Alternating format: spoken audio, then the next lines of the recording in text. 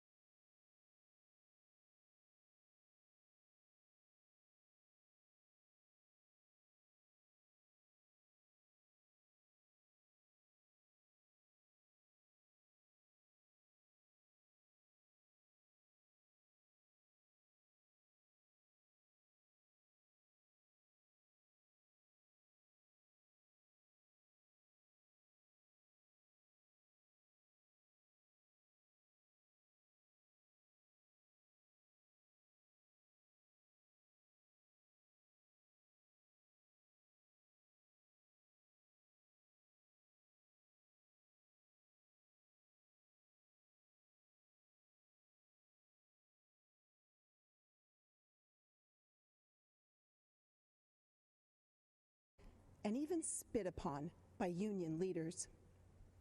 This is how unions treat devoted teachers. But what's even worse is how their agenda of control deceives Americans and our children.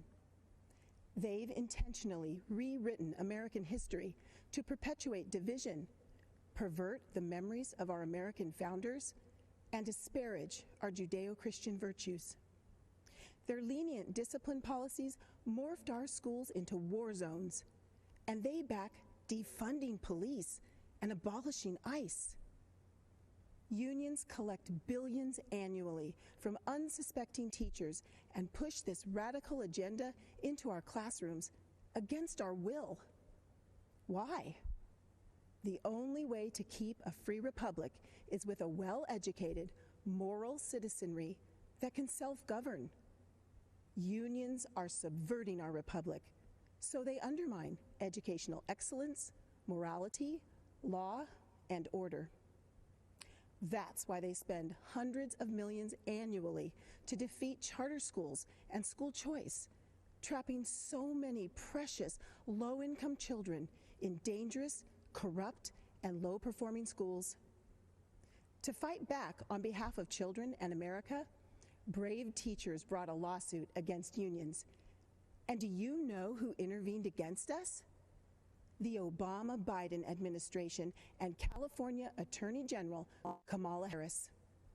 They argued against us at the U.S. Supreme Court. Their comrades labeled us spawns of Satan and slandered us in mainstream media. No matter their abuse, we'll keep fighting for the country and children we love, just like President Trump. He's breaking the union's grip on our schools. That's why unions have tried to destroy him since the day he was elected.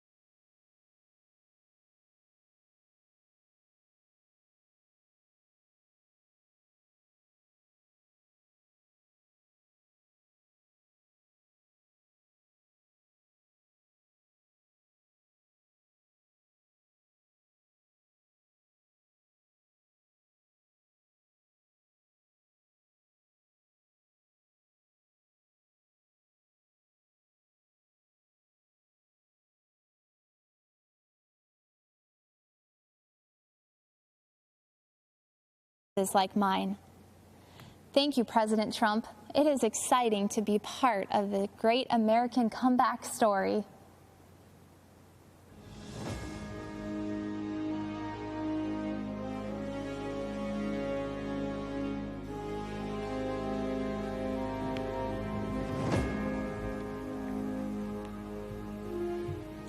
I'm Congressman Matt Gaetz.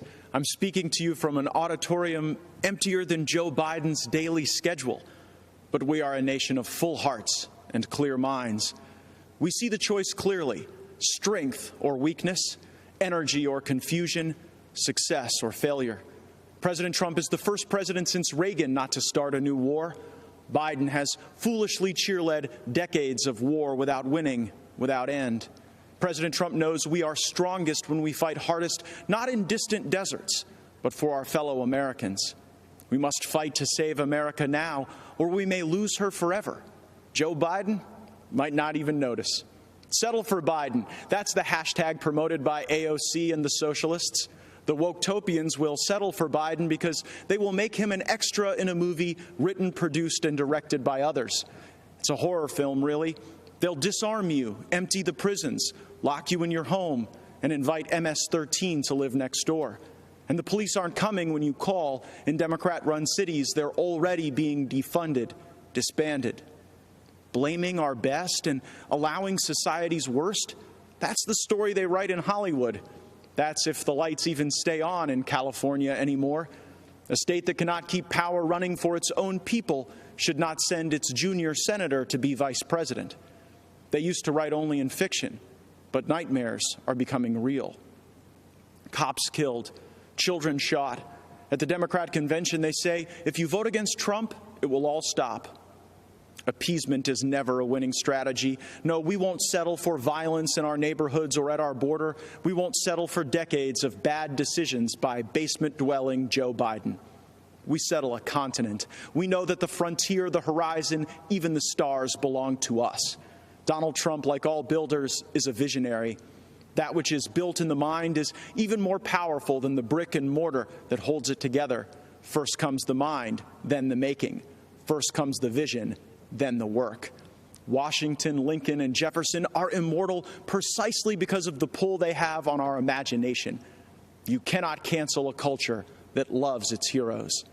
The dangerous left need America to be weaker to accomplish their goal of replacing her. We know that to make America great again, we must first make something of ourselves. That is the meaning of true strength. My great-grandfather was a railroad man. As a Florida man, I watch our rockets routinely send the brightest beyond the heavens with our flag and our hope.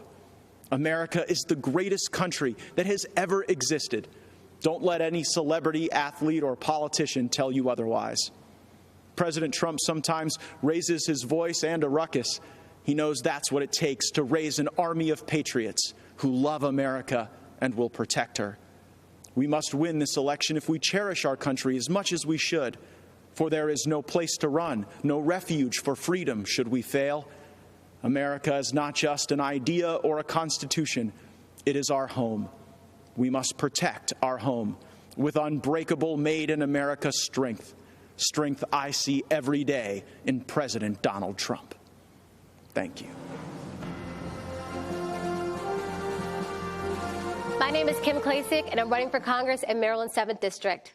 And like Shirley Chisholm, I'm unbought and unbossed. Let me remind you, the Democrats have controlled this part of Baltimore City for over 50 years, and they have run this beautiful place right into the ground.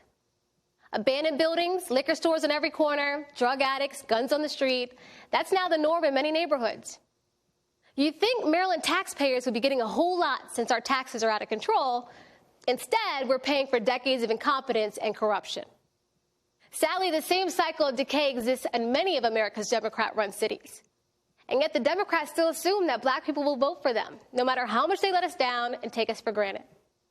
We're sick of it. We're not going to take it anymore. The days of blindly supporting the Democrats are coming to an end. In Baltimore, we have the highest number of black Republicans in the entire country running for office this election cycle. Joe Biden believes we can't think for ourselves, that the color of someone's skin dictates their political views. We're not buying the lies anymore. You and your party have neglected us for far too long. We want safety in our neighborhoods. We want to make the most of the federal opportunity zone I'm standing in right now in West Baltimore. We want higher paying jobs and more business opportunities. We want lower taxes. We want school choice. We want a chance to get ahead, not just get by. That's what President Trump promised, and that's what President Trump delivered. I want Baltimore to be an example to Republicans around the country that we can compete in our inner cities if we reach out to the citizens and deliver real results. President Trump is bringing this country back roaring. He's bringing the American spirit to life for all Americans. So I'm asking you to help President Trump complete this great American comeback. And then I'm asking you to help me start this great Baltimore comeback. Thank you, and God bless America.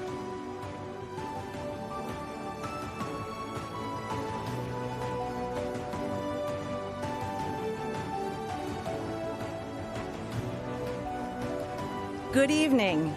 I'm Ronna McDaniel, chairwoman of the Republican National Committee, and on behalf of everyone in our party and President Trump, thank you for tuning in as we kick off this historic convention.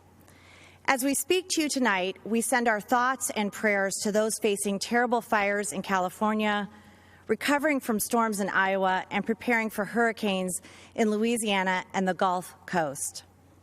Democrats started their convention last week with Eva Longoria, a famous Hollywood actress who played a housewife on TV. Well, I'm actually a real housewife and a mom from Michigan with two wonderful kids in public school who happens to be the only the second woman in 164 years to run the Republican Party. And unlike Joe Biden, President Trump didn't choose me because I'm a woman. He chose me because I was the best person for the job. 4 years ago, President Trump started a movement unlike any other. And over the next 4 days, we will hear from a few of the millions of hardworking, everyday Americans who have benefited from his leadership. If you watched the DNC last week, you probably noticed that Democrats spent a lot of time talking about how much they despise our president. But we heard very little about their actual policies. Policies that would have been unthinkable a decade ago. Policies like banning fossil fuels, eliminating private health insurance, taxpayer-funded health care for people who come here illegally, and defunding the police. Their argument for Joe Biden boiled down to the fact that they think he's a nice guy. Well, let me tell you, raising taxes on 82% of Americans is not nice. Eliminating 10 million good-paying oil and gas jobs is not nice. Policies that force jobs to flee our country or allow abortion up until the point of birth are not nice. The truth is, there's only one person who has empathized with everyday Americans and actually been fighting for them over the past 4 years, and that is President Donald Trump. In the nearly 4 years I've worked on behalf of President Trump, I've seen up close a man who has a deep love for family, a man who has reverence for the office of the presidency, a man with an incredible respect for law enforcement and our military. I've seen private moments where he comforts Americans in times of pain and sadness. Now, everyone knows he can be tough. He's tough when he takes on China, tough when he works to fix our unfair trade deals, tough when he fights to secure our borders. President Trump is always going to be tough when he is fighting for the American people because nice guys like Joe cared more about countries like China and Iran than the United States of America. Tonight begins a new chapter in the great American story, a story that has inspired the world for generations. And when we re-elect President Trump this November, the best is yet to come. This election is the most important in our lifetime. Your vote counts more than ever. If you want to check your voting status, secure your ballot, or register to vote, text VOTE to 88022. Earlier today, President Trump and Vice President Pence came to North Carolina to thank our delegates for unanimously renominating them to a second term. Our official roll call and the business of our Republican convention was conducted today in Charlotte. We have created a short video to symbolize the excitement for President Trump across all 50 states and territories. Thank you for watching. God bless you, and God bless the United States of America.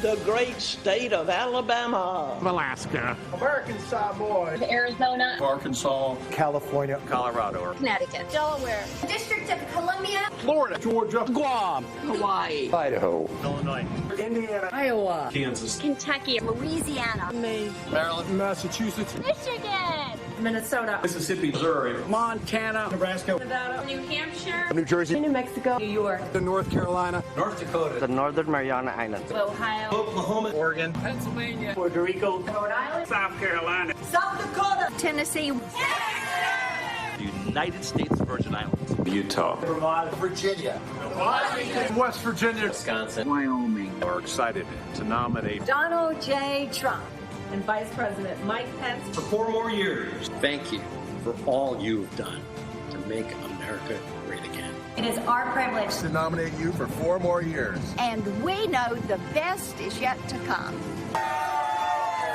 Trump 2020! 4 more years. 4 more years! 4 more years! 4 more years! 4 more years! 4 more years! 4 more years! 4 more years!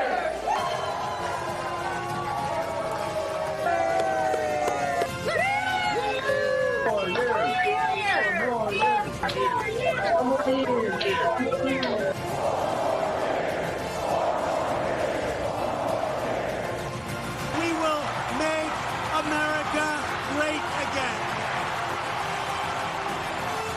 And ladies and gentlemen of this country, the best is yet to come.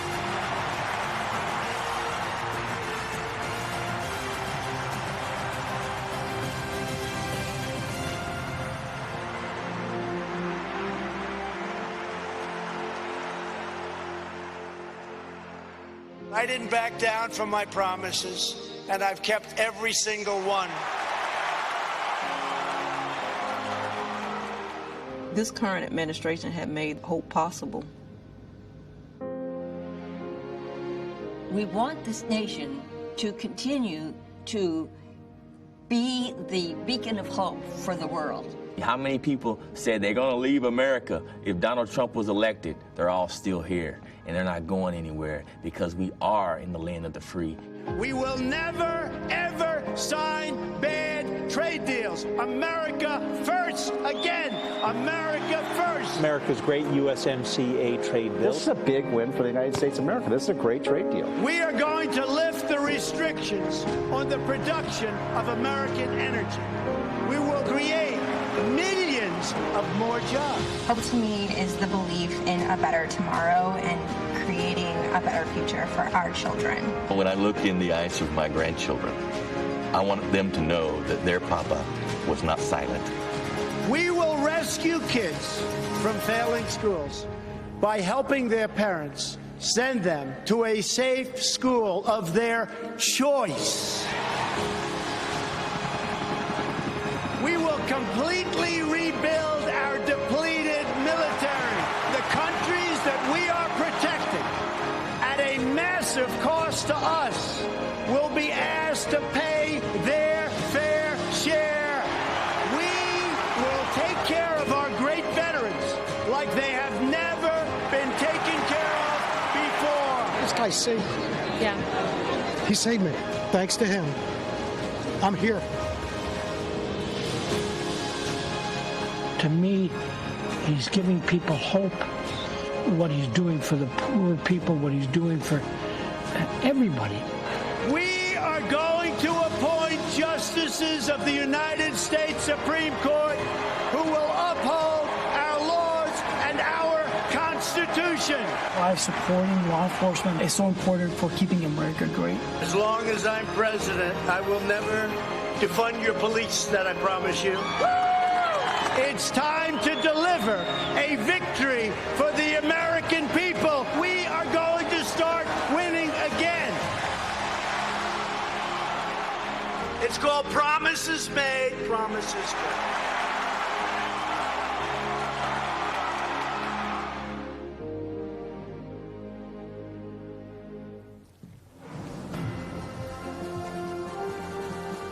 My name is Amy Ford.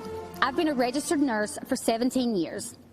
I'm from the small town of Williamson, West Virginia, where I've lived my entire life, the daughter of a nurse and a coal miner. Even though I was the youngest of 4 children, I was always somewhat of a caretaker. It came natural for me. So it felt right to follow in my mother's footsteps and become a nurse. And this March, when COVID-19 sent our country into crisis, I knew I had to help any way that I could. I deployed to New York in April and then to San Antonio, Texas, working as a COVID relief nurse in both states. As I contended with the challenges of treating our patients who had their worlds turned upside down, I noticed a positive change in our healthcare system. President Trump recognized the threat this virus presented for all Americans early on and made rapid policy changes. And as a result, telehealth services are now accessible to more than 71 million Americans, including 35 million children. Prior to COVID, telehealth was not covered or reimbursed under Medicare, Medicaid, or CHIP. This left our most vulnerable populations with no other choice but to have an in-person office visit with their physicians, increasing their risk of exposure to COVID-19 exponentially. The expansion of telehealth services has also resulted in the integration of video visits between patients and their families, allowing loved ones to have contact and visualization, as well as a better understanding of care. Telehealth has been essential during this pandemic. I don't want the media taking my personal story and twisting it, so let me be clear. As a healthcare professional, I can tell you without hesitation, Donald Trump's quick action and leadership saved thousands of lives during COVID-19. And the benefits of that response extend far beyond coronavirus. Telehealth will continue to aid many that are just unable to find transportation or a way to the doctor for regular checkups. This is especially true in rural America. I live in a town of about 2,000 people. We do not have buses, trains, trolleys, or Ubers available to us. In addition, the unavailability of services can also hinder treatment for many. So increased access to telehealth for millions of Americans has truly been life-saving, and we have President Trump to thank. From the very beginning, Democrats, the media, and the World Health Organization got coronavirus wrong. The World Health Organization said, authorities have found no clear evidence of human-to-human transmission. Overall, most people should not be terribly concerned about it. Everything is fine here. We do want to say to people, come to Chinatown. Here we are. Come join us. We don't even think it's going to be as bad as it was in other countries. Go about your lives, go about your business. One leader took decisive action to save lives, President Donald Trump. Banning travel from China and coronavirus epicenters. Biden charged xenophobia, but President Trump was right, signing the CARES Act, providing immediate relief to American families, workers, and businesses, declaring a national emergency, tapping into $42 billion in existing emergency funding, quickly getting crucial personal protective equipment to the states, signing the Families First Coronavirus Response Act, ensuring that American families and businesses impacted by the virus receive the strong support they need, launching Operation Warp Speed to fast-track a vaccine in record time. He said everything that I could have hoped for. Promise made, promise kept. He is ready, willing, and able to help. He has been responsive. He's done a lot of good things. What the federal government did was a phenomenal accomplishment. In our hour of need, and you all literally are helping us in a big way, we were at the edge, and this is life or death stuff, and we're forever thankful for that. Soon, we will emerge safer, stronger, and greater than ever.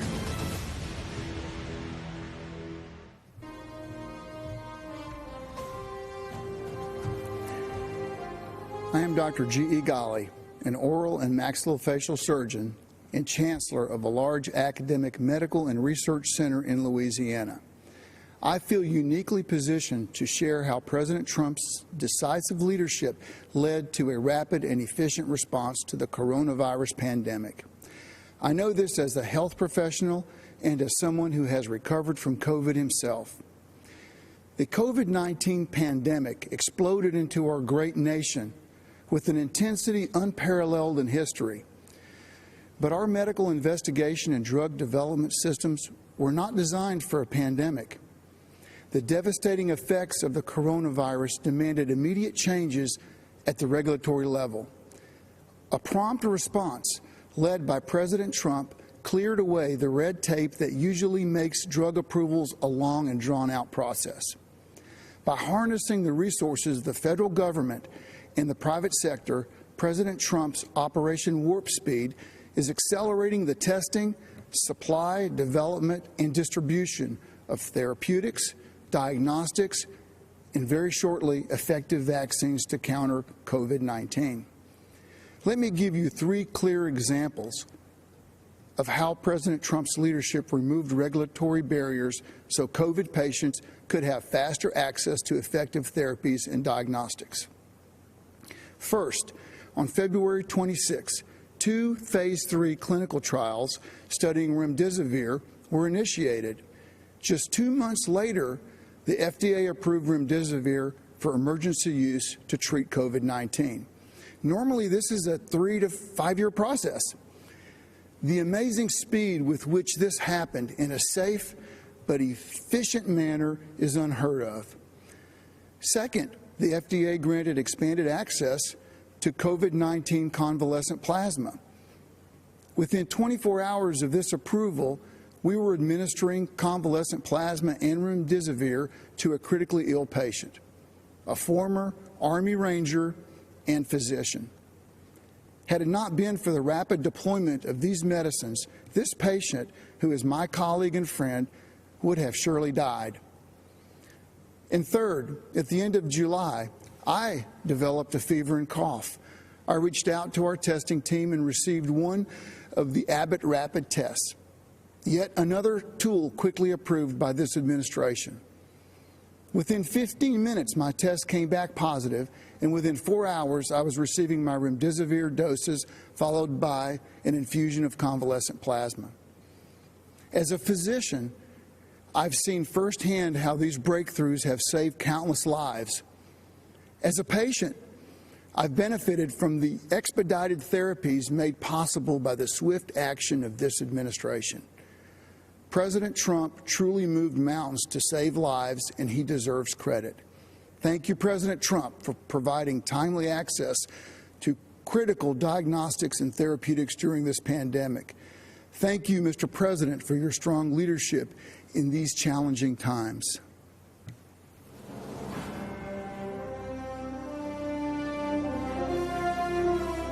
When the China virus invaded our country, we launched the greatest mobilization of American society since World War II. Patriots of every race, color, and creed rallied together to defeat the invisible enemy and save the lives of their fellow citizens. Today, our hearts overflow with appreciation for the incredible frontline workers who risk their own health and safety to keep America strong and safe. When crisis came, millions of everyday Americans rose to the challenge. In their actions, we see true greatness of the American character. We always find a way to victory. History will remember and celebrate the heroes of 2020 for as long as our great American flag waves over the land that we love. To every frontline worker, I offer the salute of a nation that is forever in your debt. Thank you, God bless you, and God bless America.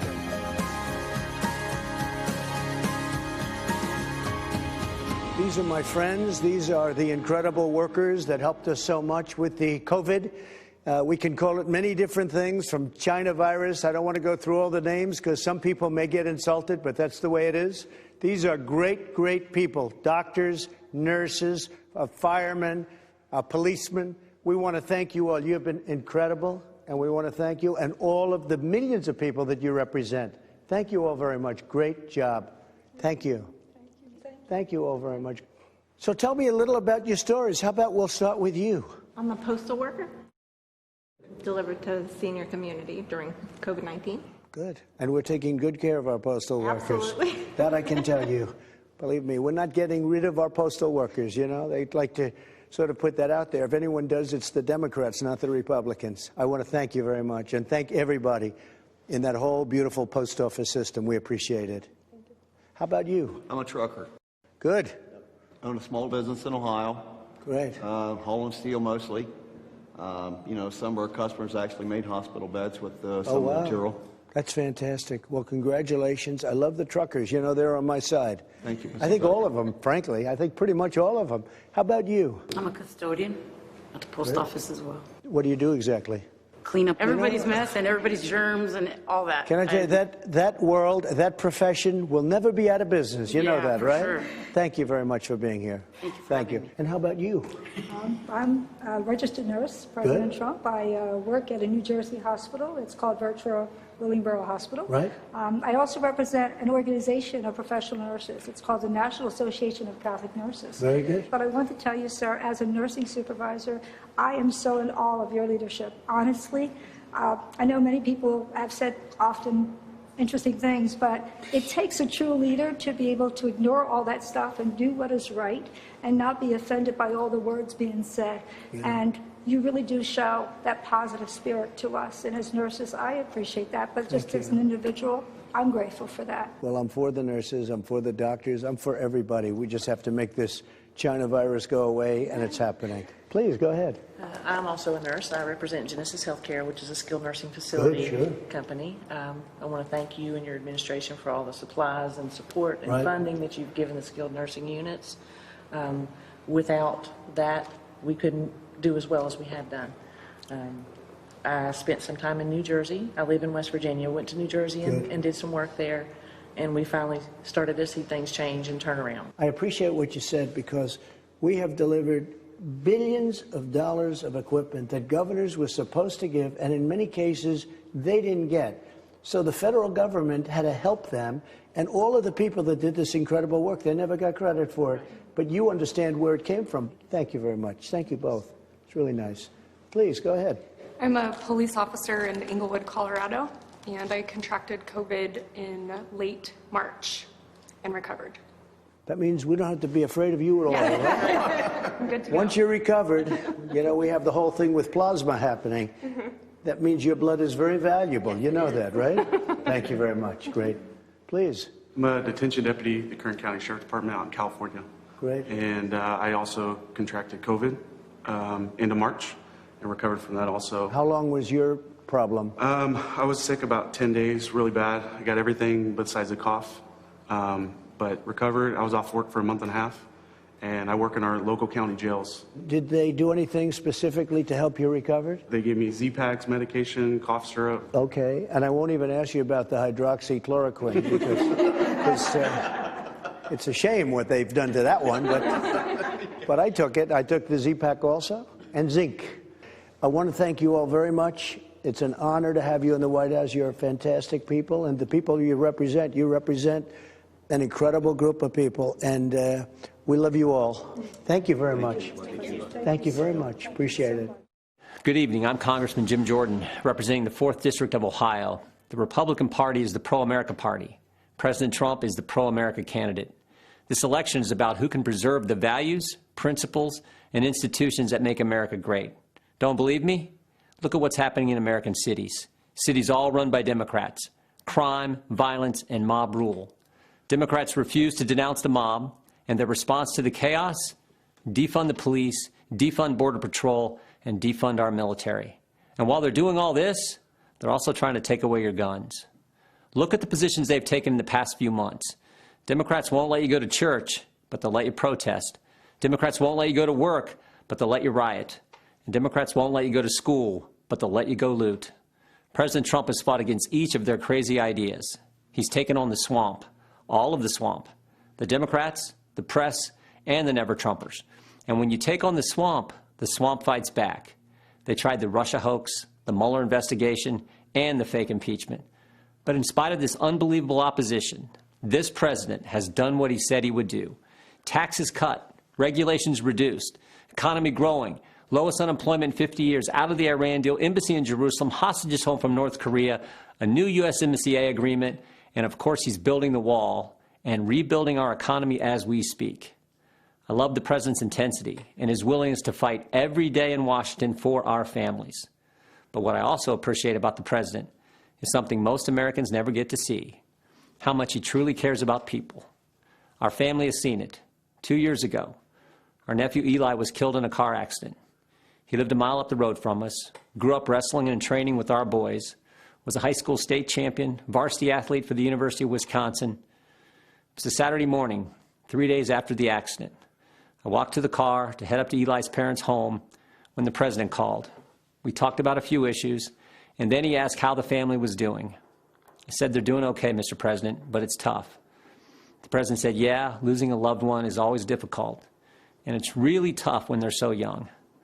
I then said, "Mr. President, I'm actually walking into their house right now. Obviously, they don't know that I'm talking to you, but if you'd be willing to say hello to Eli's dad, you'd make a terrible day a little less terrible." "What's his name?" the president asked.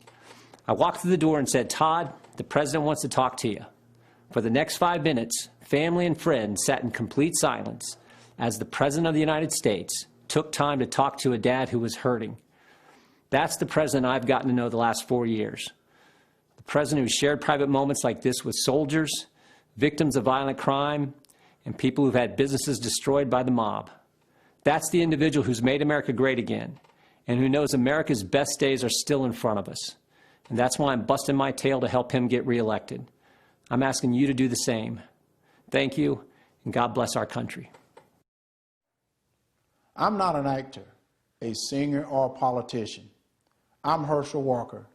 Most of you know me as a football player, but I'm also a father, a man of faith, and a very good judge of character. I've known Donald Trump for 37 years, and I don't mean just casual ran into him from time to time. I'm talking about a deep personal friendship. I watched him as an owner of a professional football team.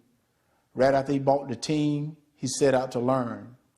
He learned about the history of the team, the players, the coaches, every detail. Then he used what he learned to make the team better. I watched him in the boardroom. He can be in the middle of a big meeting, but if one of the kids was on the phone, he dropped everything to take the call. He taught me that the family should be your top priority. I watched him treat janitors, security guards, and waiters the same way he would treat a VIP. He made them feel special because he knew they were. He understands that they are the people who make this country run. They clean, they cook, they build, they drive, they deliver. He told me, "Herschel, make an effort to get to know people. Remember their names." That stuck with me. One time, I planned to take his kids to Disney World with my family. At the last minute, Donald said he'd like to join us. So there he was, in a business suit, on It's a Small World ride. That was something to see. It just shows you what a caring, loving father he is. It hurt my soul to hear the terrible names that people call Donald. The worst one is racist. I take it as a personal insult that people would think I've had a 37-year friendship with a racist. People who think that don't know what they're talking about. Growing up in the Deep South, I've seen racism up close. I know what it is, and it isn't Donald Trump. Just because someone loves and respects the flag, our national anthem, and our country, doesn't mean they don't care about social justice. I care about all those things. So does Donald Trump. He shows how much he cares about social justice in the black community through his actions. And his action speaks louder than stickers or slogans on a jersey. He keeps right on fighting to improve the lives of black Americans and all Americans. He works night and day. He never stops. He leaves nothing on the field. Some people don't like his style, the way he knocks down obstacles that get in the way of his goals. People on the opposing team didn't like when I ran over them either, but that's how you get the job done. I pray every night that God gives him more time. Give him 4 more years. He has accomplished so much almost all by himself on a constant attack. But there's still more work to be done. If you love America and want to make it better, Donald Trump is your president. He's my president, and I'm blessed to call him friend. Good evening. I'm Natalie Harp, a formerly forgotten American from California. In the classic Jimmy Stewart film, It's a Wonderful Life, George Bailey is given a great gift, the chance to see what the world would be like without him. Tonight, Mr. President, we'd like to give you that same gift, because without you, we'd all be living in Pottersville, sold out to a crooked Mr., or I should say, a crooked Mrs. Potter, with no hope of escape except death itself. I should know, because I wouldn't be alive today if it wasn't for you. About 5 years ago, I was the victim of a notoriously deadly medical error. I survived, but only to be diagnosed with a rare and terminal bone cancer. You know, the Democrats love to talk about health care being a human right. But a right to what? Well, I'll tell you. To them, it's a right to marijuana, opioids, and the right to die with dignity, a politically correct way of saying assisted suicide. I was told I was a burden to my family and to my country, and that by choosing to die early, I'd actually be saving the lives of others by preserving resources for them, rather than wasting them on a lost cause like myself.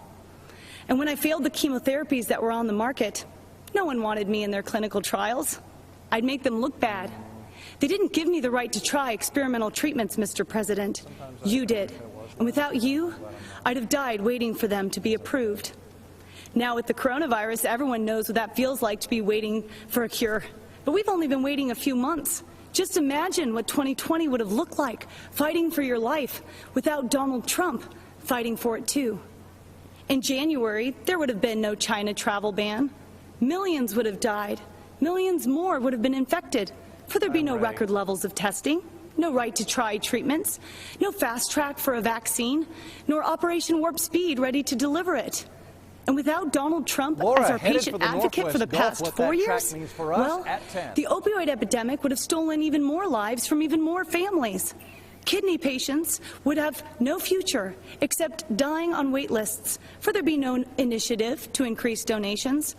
There'd still be no accountability at the VA, and our brave veterans would still be suffering long wait times with no choice nor access to faster care. Insulin and other drug prices would have continued to rise, while a record number of generic drugs would still be stuck in the pipeline. There'd be no price transparency. We wouldn't have health plans up to 60% cheaper than Obamacare, and we'd still be stuck with that infamous individual mandate. And God forbid what the next 4 years would look like. For in Joe Biden's America, China would control our drug production. We'd be one step closer to government-run health care. We wouldn't just be unable to keep our doctors, we'd be lucky if we could see any doctor. And even then, some of us would be denied care. For in socialized medicine, you don't beat the odds, you become the odds. And I would lose my right to try, just like Charlie Gard, that terminally ill British baby whose government-run healthcare system decided it was too expensive and too cruel to keep him alive. You see, Mr. President, you've done so much more than your promises made and promises kept. For numbers only tell part of the story. We are the rest of it. Facts with faces of Americans who would still be forgotten if you and our favorite First Lady hadn't given up your own wonderful life so we could have the chance at one. George Bailey's father was right. All you can take with you is that which you've given away. And Mr. President, that makes you the richest man in the world, for you have used your strength to make America strong again. Sacrificed the life you built to make America proud again. And you risked everything to make America safe again. It's a wonderful life. You made America great again. And on November 3rd, we are going to keep America great.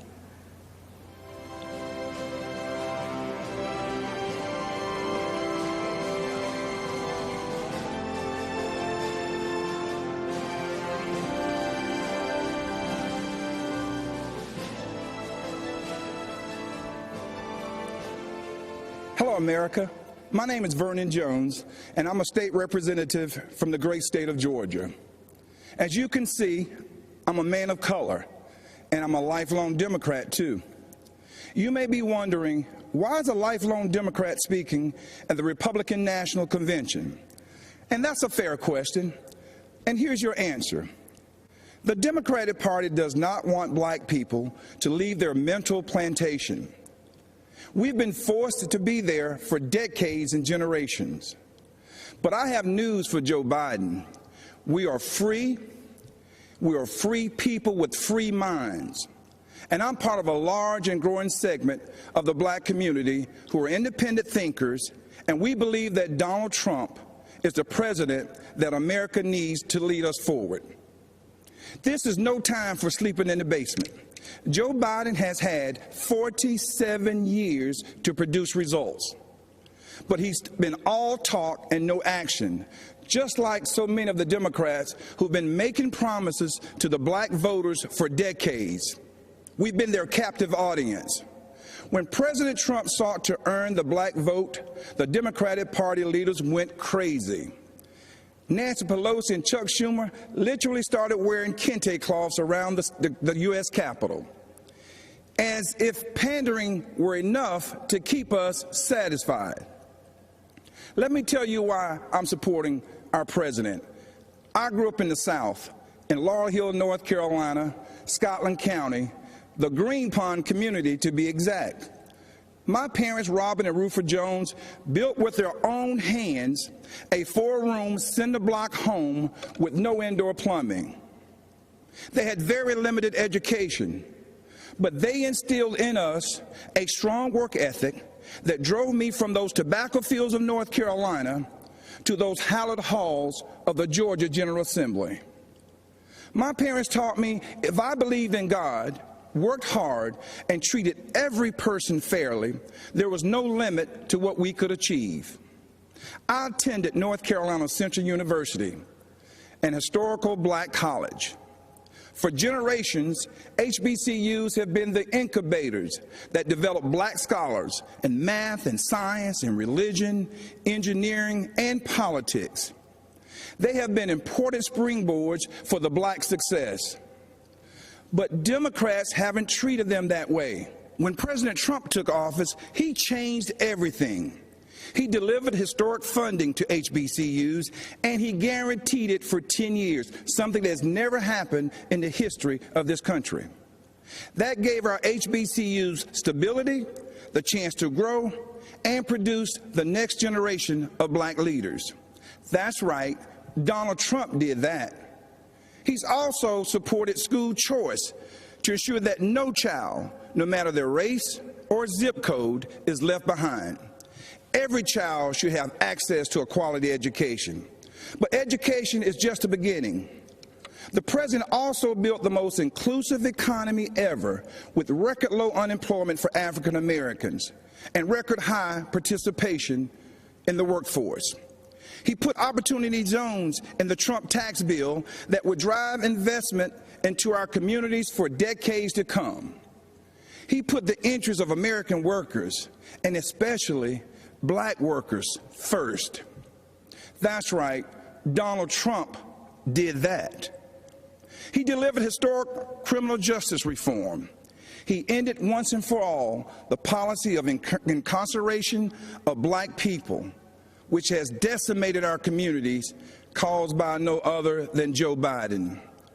Democrats wouldn't do it, Obama didn't want to do it, and Joe Biden and Kamala Harris definitely wouldn't do it. But Donald Trump did it. He's also working every day to make our communities safer. As a former executive of DeKalb County, Georgia, I directed one of the largest public safety departments in the Southeast.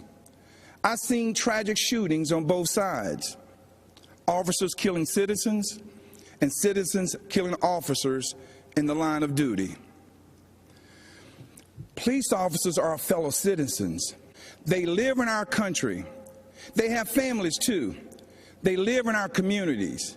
Unfortunately, Democrats have turned their backs on our brave police officers. They call it defunding, and it's a danger to our cities, our neighborhoods, and our children. Isn't it ironic that Democrat politicians have personal security to protect them?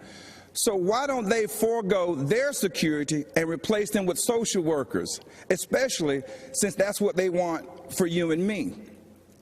Our police need more funding, not less, for frequent psychological examinations, for non-lethal remote restraint technology, and for more de-escalation and use of force training. These are the common sense solutions that President Trump supports. True, sincere police reform. That's right. Donald Trump did that too. Education, jobs, safety, security, on issue after issue. And in just a single term, he destroyed these negative forces that have victimized the black community for decades. He gave us the opportunity to rise. Now, you know, when I made the public announcement of my support for President Trump, all hell broke loose. I was threatened, called an embarrassment, and asked to resign by my own party. Unfortunately, that's consistent with the Democratic Party and how they view independent thinking black men and women. But I'm here to tell you that black voices are becoming more woke and louder than ever. The Democratic Party has become infected with a pandemic of intolerance, bigotry, socialism, anti-law enforcement bias, and a dangerous tolerance for people who attack others, destroy their property, and terrorize our own communities. That's what this election is all about. And that's why right now, more than ever before, America needs Donald Trump in the Oval Office for another 4 years. God bless you, and vote Donald J. Trump. Thank you.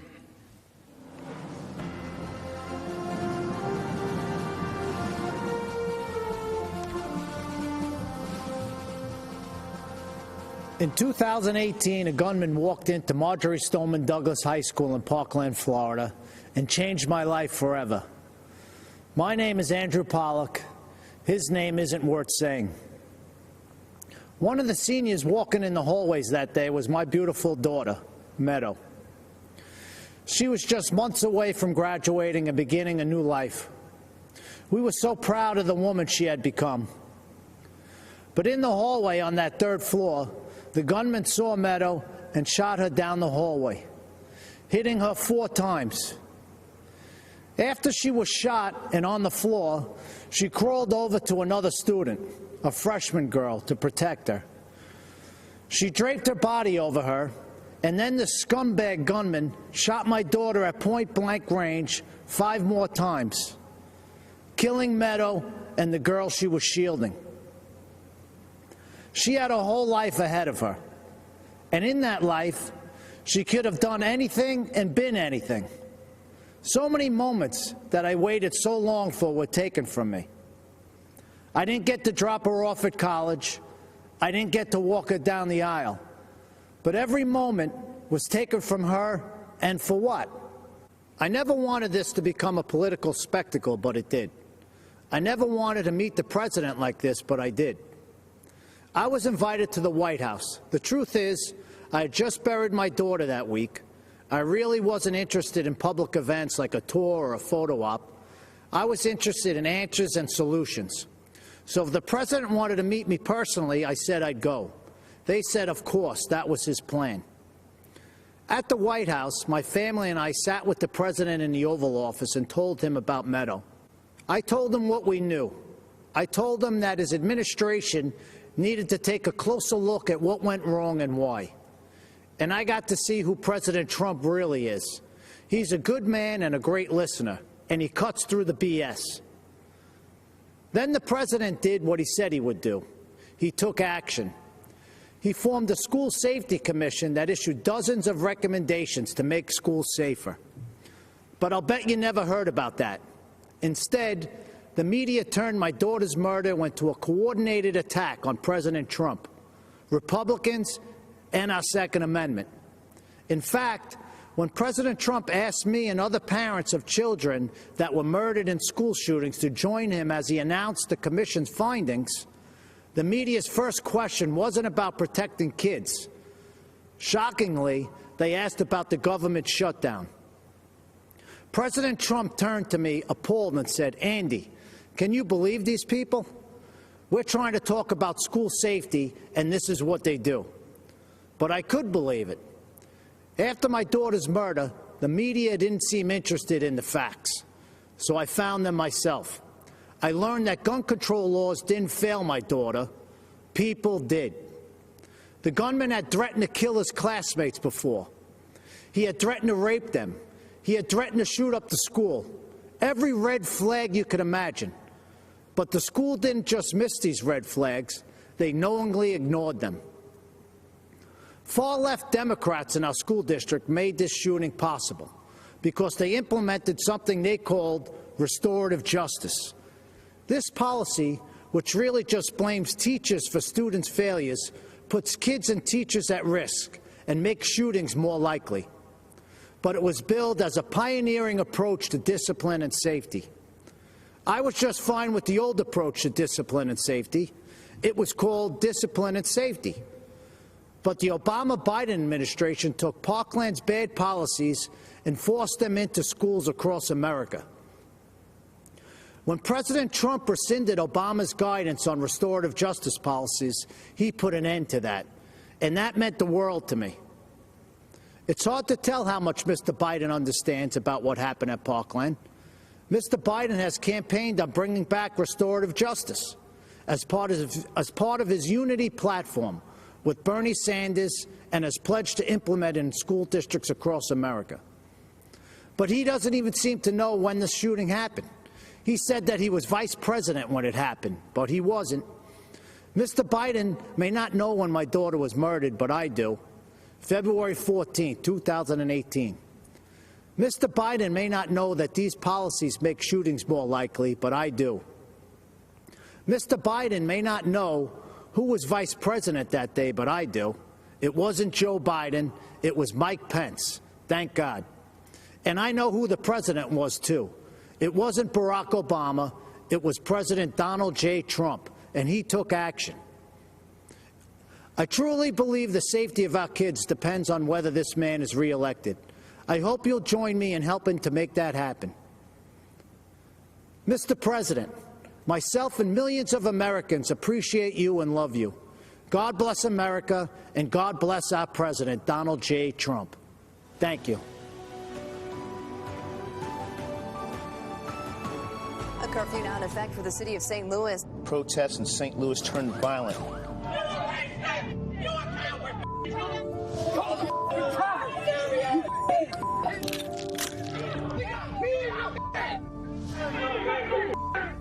Mark McCloskey says he and his family have been threatened with violence. Under Missouri law, you have a right to defend your home and the lives of your family. A search warrant has been executed at the home of Mark and Patricia McCloskey. The husband and wife attorneys charged with pointing guns at protesters. They were simply trying to protect their home. Good evening, America. We are Mark and Patty McCloskey. We're speaking to you tonight from St. Louis, Missouri, where just weeks ago you may have seen us defending our home as a mob of protesters descended on our neighborhood. America is such a great country that not only do you have the right to own a gun and use it to defend yourself, but thousands of Americans will offer you free advice on how to use it. At least that's what we experienced. What you saw happen to us could just as easily happen to any of you who are watching from quiet neighborhoods around our country. And that's what we want to speak to you about tonight. That's exactly right. Whether it's the defunding of police, ending cash bail so criminals can be released back out on the streets the same day to riot again, or encouraging anarchy and chaos on our streets, it seems as if the Democrats no longer view the government's job as protecting honest citizens from criminals, but rather protecting criminals from honest citizens. Not a single person in the out-of-control mob you saw at our house was charged with a crime. But you know who was? We were. They've actually charged us with felonies for daring to defend our home. On top of that, consider this. The Marxist liberal activist leading the mob to our neighborhood stood outside our home with a bullhorn screaming, "You can't stop the revolution." Just weeks later, that same Marxist activist won the Democrat nomination to hold a seat in the U.S. House of Representatives. In the city of St. Louis, that's the same as winning the general election. That Marxist revolutionary is now going to be the Congresswoman from the 1st District of Missouri. These radicals are not content with marching in the streets. They want to walk the halls of Congress. They want to take over. They want power. This is Joe Biden's party. These are the people who will be in charge of your future and the future of your children. They're not satisfied with spreading the chaos and violence into our communities. They want to abolish the suburbs altogether by ending single-family home zoning. This forced rezoning would bring crime, lawlessness, and low-quality apartments into now thriving suburban neighborhoods. President Trump smartly ended this government overreach, but Joe Biden wants to bring it back. These are the policies that are coming to a neighborhood near you. So make no mistake, no matter where you live, your family will not be safe in the radical Democrats' America. At this moment in history, if you stand up for yourself and for the values our country was founded on, the mob, spurred on by their allies in the media, will try to destroy you. You've seen us on your TV screens and Twitter feeds. You know that we're not the kind of people who back down. Thankfully, neither is Donald Trump. President Trump will defend the God-given right of every American to protect their homes and their families. But more than that, Trump's vision for America is a country where you have an opportunity to work hard and build the life you dream of, with a job you love, with your children being educated in great schools, in a community where your family can play in the backyard without fear, worship in a church without shame, and express your beliefs without retribution. Trump brought us the greatest economy our country had ever seen. The Democrats have brought us nothing but destruction. When we don't have basic safety and security in our communities, we'll never be free to build a brighter future for ourselves, for our children, or for our country. That's what's at stake in this election, and that's why we must re-elect Donald Trump. God bless you. God bless the President. And God bless the United States.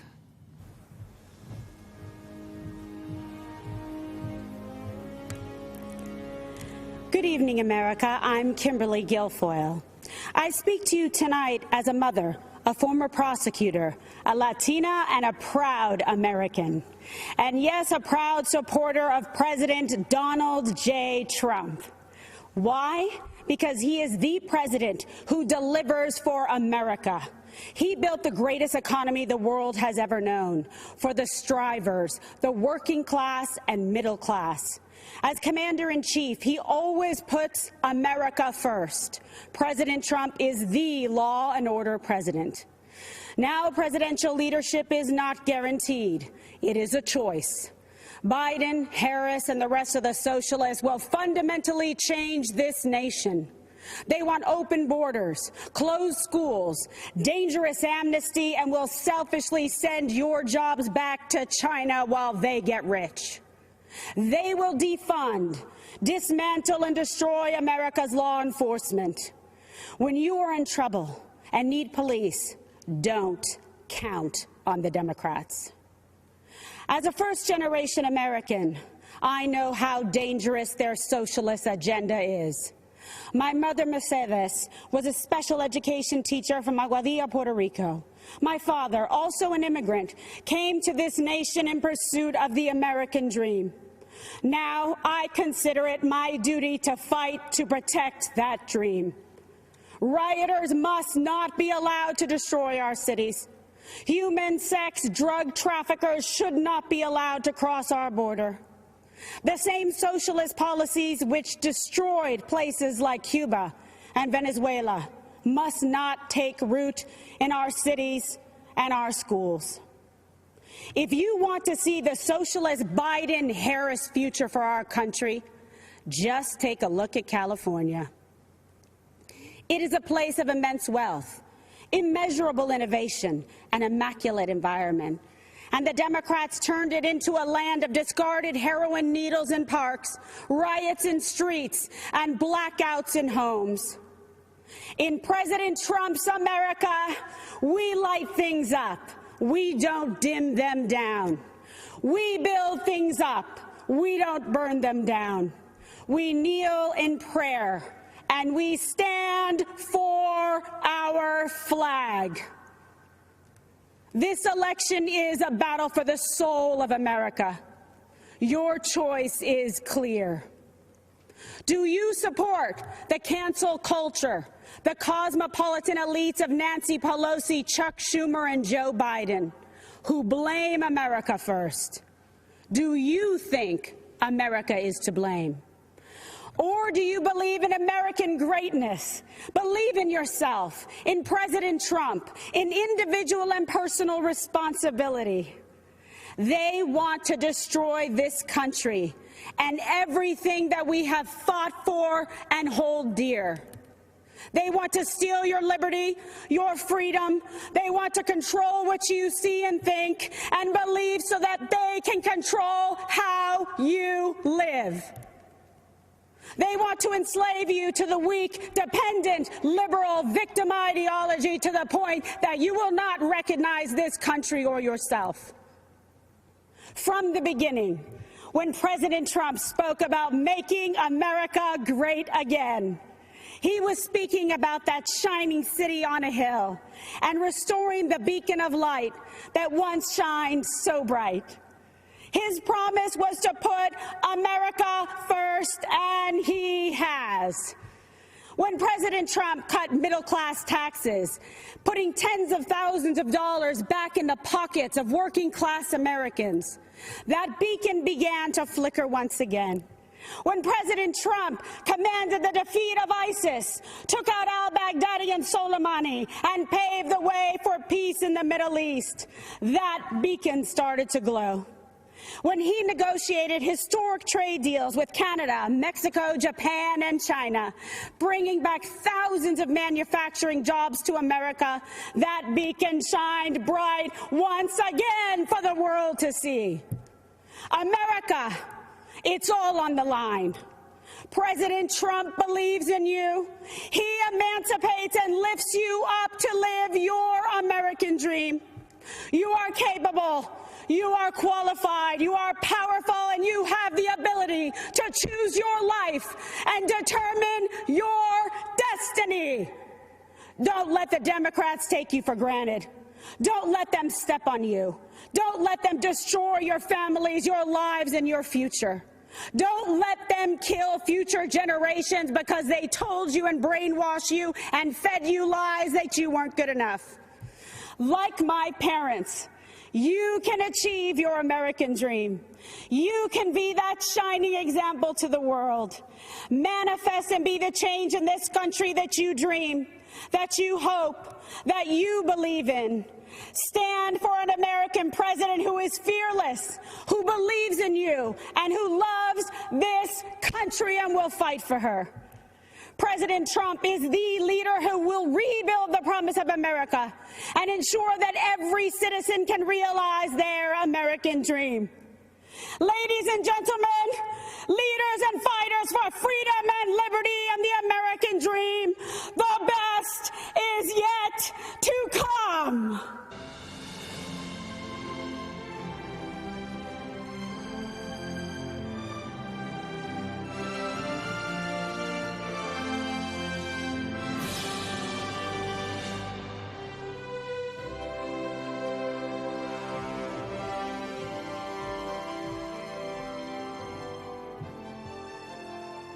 I'm Congressman Steve Scalise.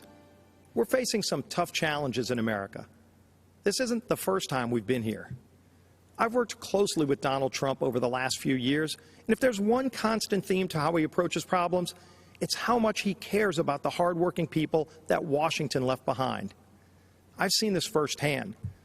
After I was shot on a baseball field by a leftist gunman, first responders rushed me to a hospital where I battled for my life. That same night, Donald Trump came to the hospital along with First Lady Melania Trump. They consoled my wife Jennifer. They were there for my family in my darkest hours. Donald Trump would call to check on me throughout the following weeks just to see how I was doing. That's the kind of person he is. That's the side of Donald Trump that the media will never show you. Look, there's a lot at stake. This is an election between a party that wants to burn down the foundations of our country to the ground and a party that wants to rebuild and protect our great nation. The left wants to defund the police. This is personal to me. I wouldn't be here without the bravery and heroism of the men and women in law enforcement who saved my life. President Trump stands with those brave men and women. Joe Biden has embraced the left's insane mission to defund them. There won't be an America to leave to our children and grandchildren without those brave law enforcement officers and first responders. Joe Biden's made a career in Washington for 47 years, promising things he's never delivered. In just 3 short years, President Trump has delivered huge wins for American families. While Joe Biden made hollow promises when he chaired the Senate Judiciary Committee, Donald Trump took action and delivered criminal justice reform.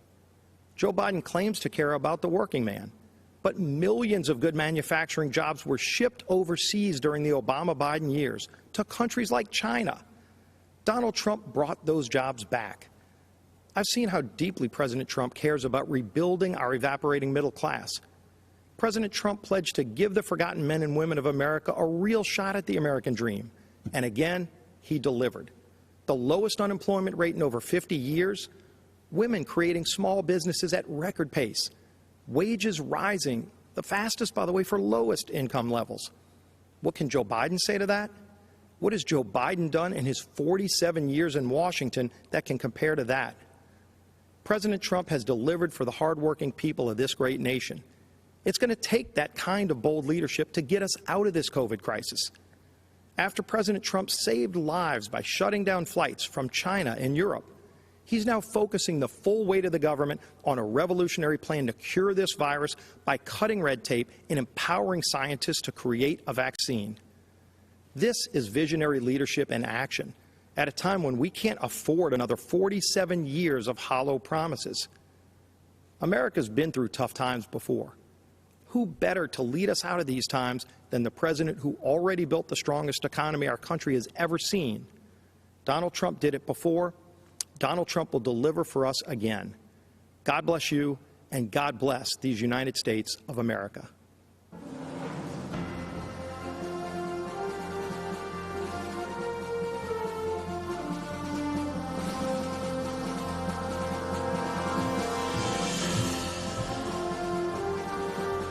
I'm Sean Parnell, and it is an honor to be here. In 2006, the Army sent me to Afghanistan as a young platoon leader, placed in command of Americans from every corner of our planet. Our platoon reflected the diversity of our nation, every race, creed, and religion. Despite those differences, we were bound together as brothers from the same American family. On June 10, 2006, our platoon was attacked just after dawn. Outnumbered 10-1, we endured mortar and machine gun fire as hundreds of Taliban charged us from 3 sides. We had 24 men that day. Wave after wave of Taliban advanced up the hill. I was wounded 3 times in the fighting. Nearly all of my platoon was wounded within the first minute, but the enemy kept coming. We fought to our last rounds of ammunition, and when it was over, we held the hill. In the face of death, I saw ordinary Americans become heroes. In our darkest hour, when our survival depended on each other, my men and I learned an important lesson. We all bleed red. Our differences did not define us. United, we were unbeatable. After 485 days of combat, I came home eager to enjoy the freedoms I risked my life to defend. But I watched with alarm as the party of my grandfather, a lifelong Union Democrat, turned against the very people it professed to represent. I watched as Joe Biden spit venom at an auto worker who dared to question Joe's intent to dismantle the Second Amendment and take your guns. Where Democrats once stood for hard-working, law-abiding Americans who displayed our flag with pride, this new Democrat Party considers these people uneducated racists clinging to guns and Bibles. The party of Harry Truman became the party of hedge fund managers, Hollywood celebrities, tech moguls, and university professors, all bloated with contempt for middle America. I look across the aisle and I do not see a party that wants you to pursue your dreams.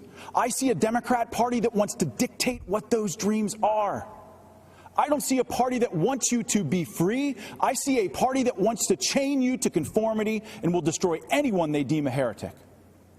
I swore an oath to defend my country and its Constitution. President Trump has sworn to do the same. That's why he's advanced freedom, despite savage political attacks, to overcome the agenda of the radical left. President Trump has unleashed the economic might of this nation like no other president in our history.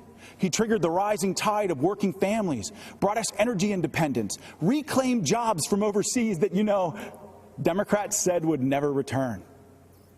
He has fiercely defended the besieged First and Second Amendments. That is just a start. With 4 more years, imagine what we can achieve by simply working with our president. I believe in our president's vision for the future.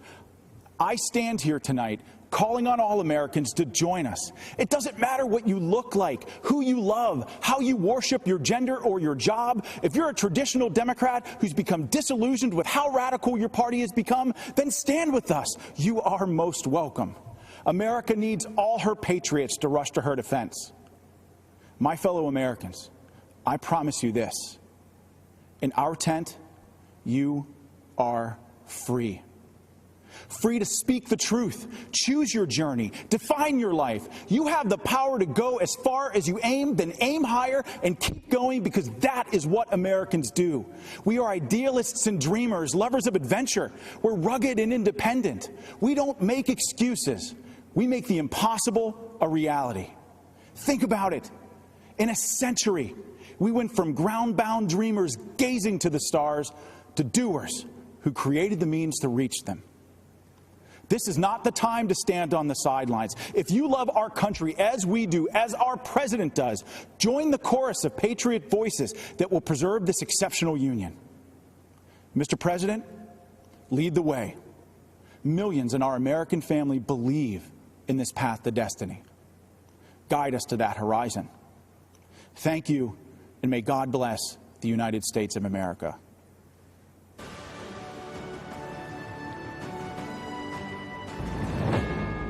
We come together to imagine a future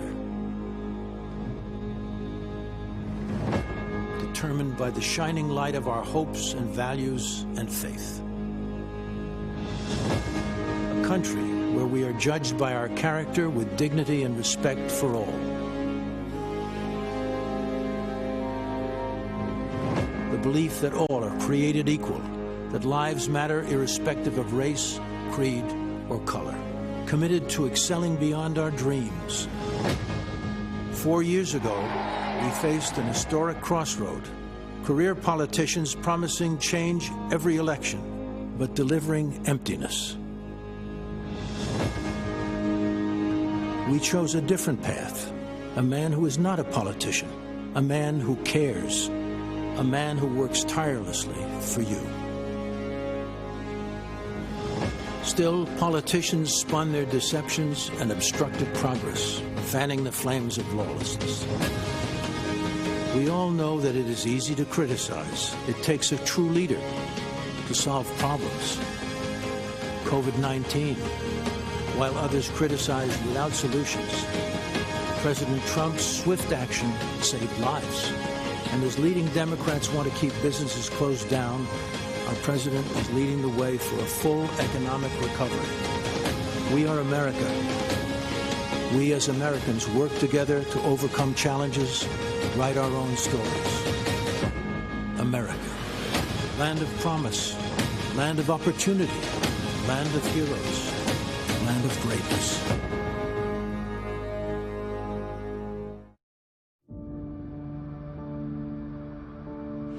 I thought I had been forgotten. I nearly gave up hope. I was so afraid. I believed I would die here. American hostages, forgotten and wasting away in far-off prisons, wrongfully detained by foreign governments. Americans were beaten, abused, starved, and left for dead. Until President Donald Trump stepped in. The 3 American hostages finally back on U.S. soil after being held captive in North Korea. We're following some breaking news in Turkey where an American pastor, Andrew Brunson, has been released. An American jailed in Egypt is back in the U.S. this morning after an intervention by the Trump administration. A tough and skilled negotiator, President Trump successfully won the release of detainees and prisoners, among the most of any president in American history. While families waited in despair for news of their loved ones, President Trump provided a new spark of hope by bringing our hostages home. We have Danny Birch back home, where he should be. He was in Yemen in a very horrible situation. Yesterday, the United States government secured the release of Caitlin Coleman, Joshua Boyle, and their 3 children. Today, we are bringing home another American citizen. Just had news that Turkey released a prisoner that we were trying to get to the United States. Under this administration, America has not and will not turn its back on our people. President Trump will bring them home.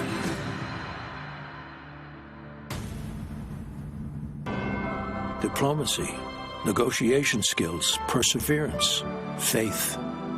The ingredients of hope when there is no hope. No American should ever be left behind. Priority, freeing American hostages.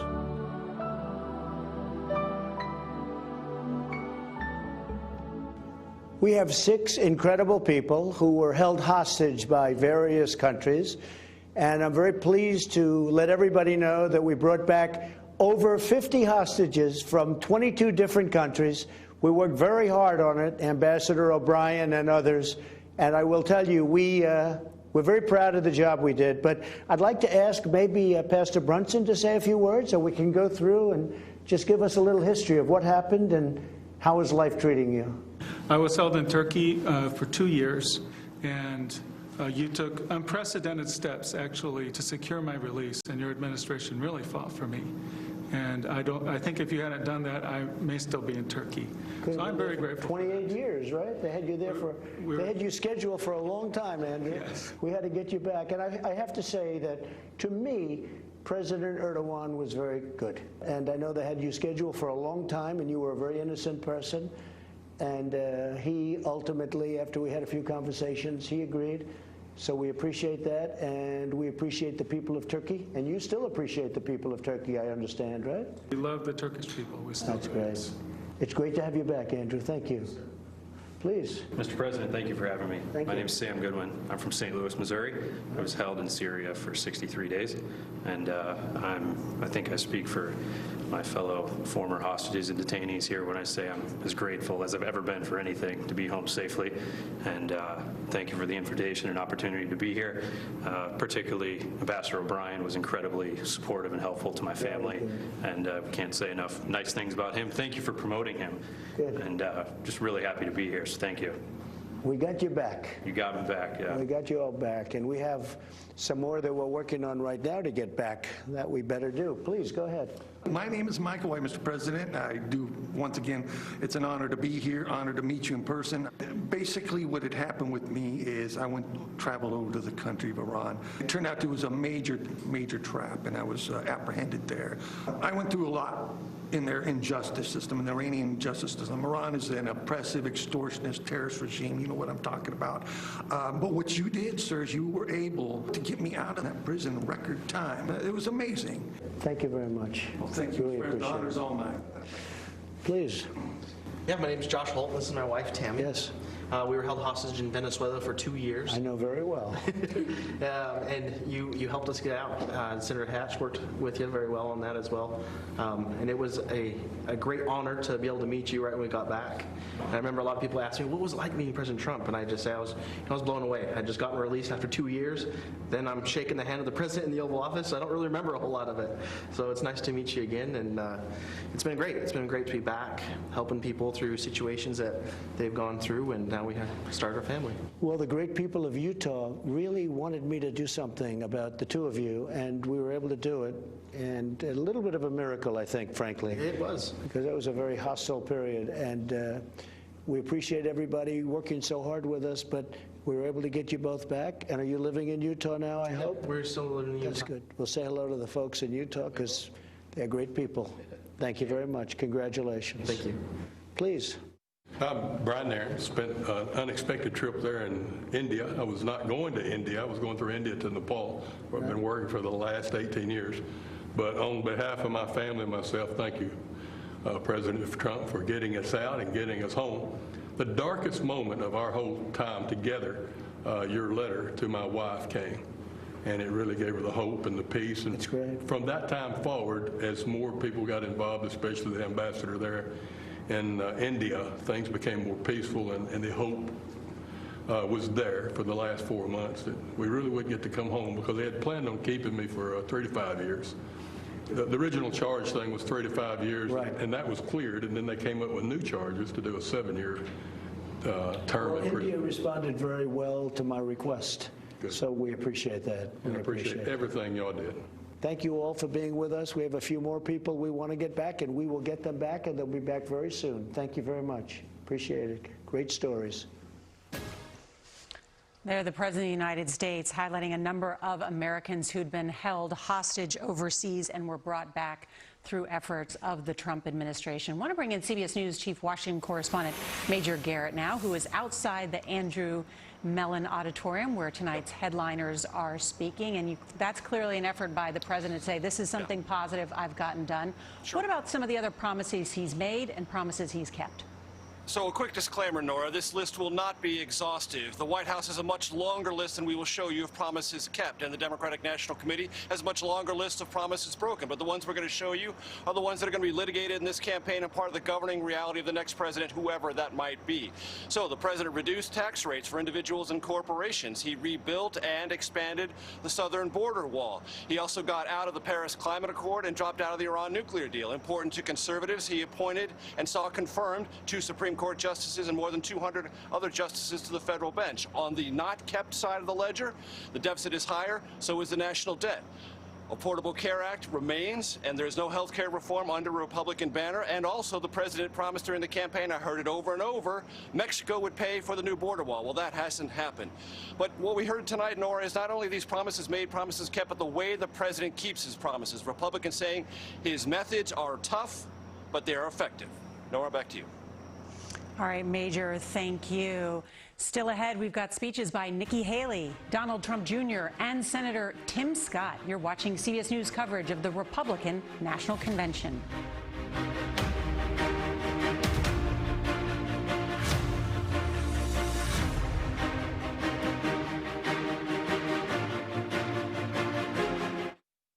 What stands behind the yard sign of an ADT home? It's your world, safer and more secure against the unknown and unimaginable. With tested, trusted, 24/7 protection and a system we help you customize with video doorbells, indoor and outdoor cameras, locks and lights, carbon monoxide detection, and fire and smoke alarms. Now, get our lowest rate for fast response monitoring starting at just $28.99 a month. About $1 a day for ADT. Call 1-800-ADT-ASAP.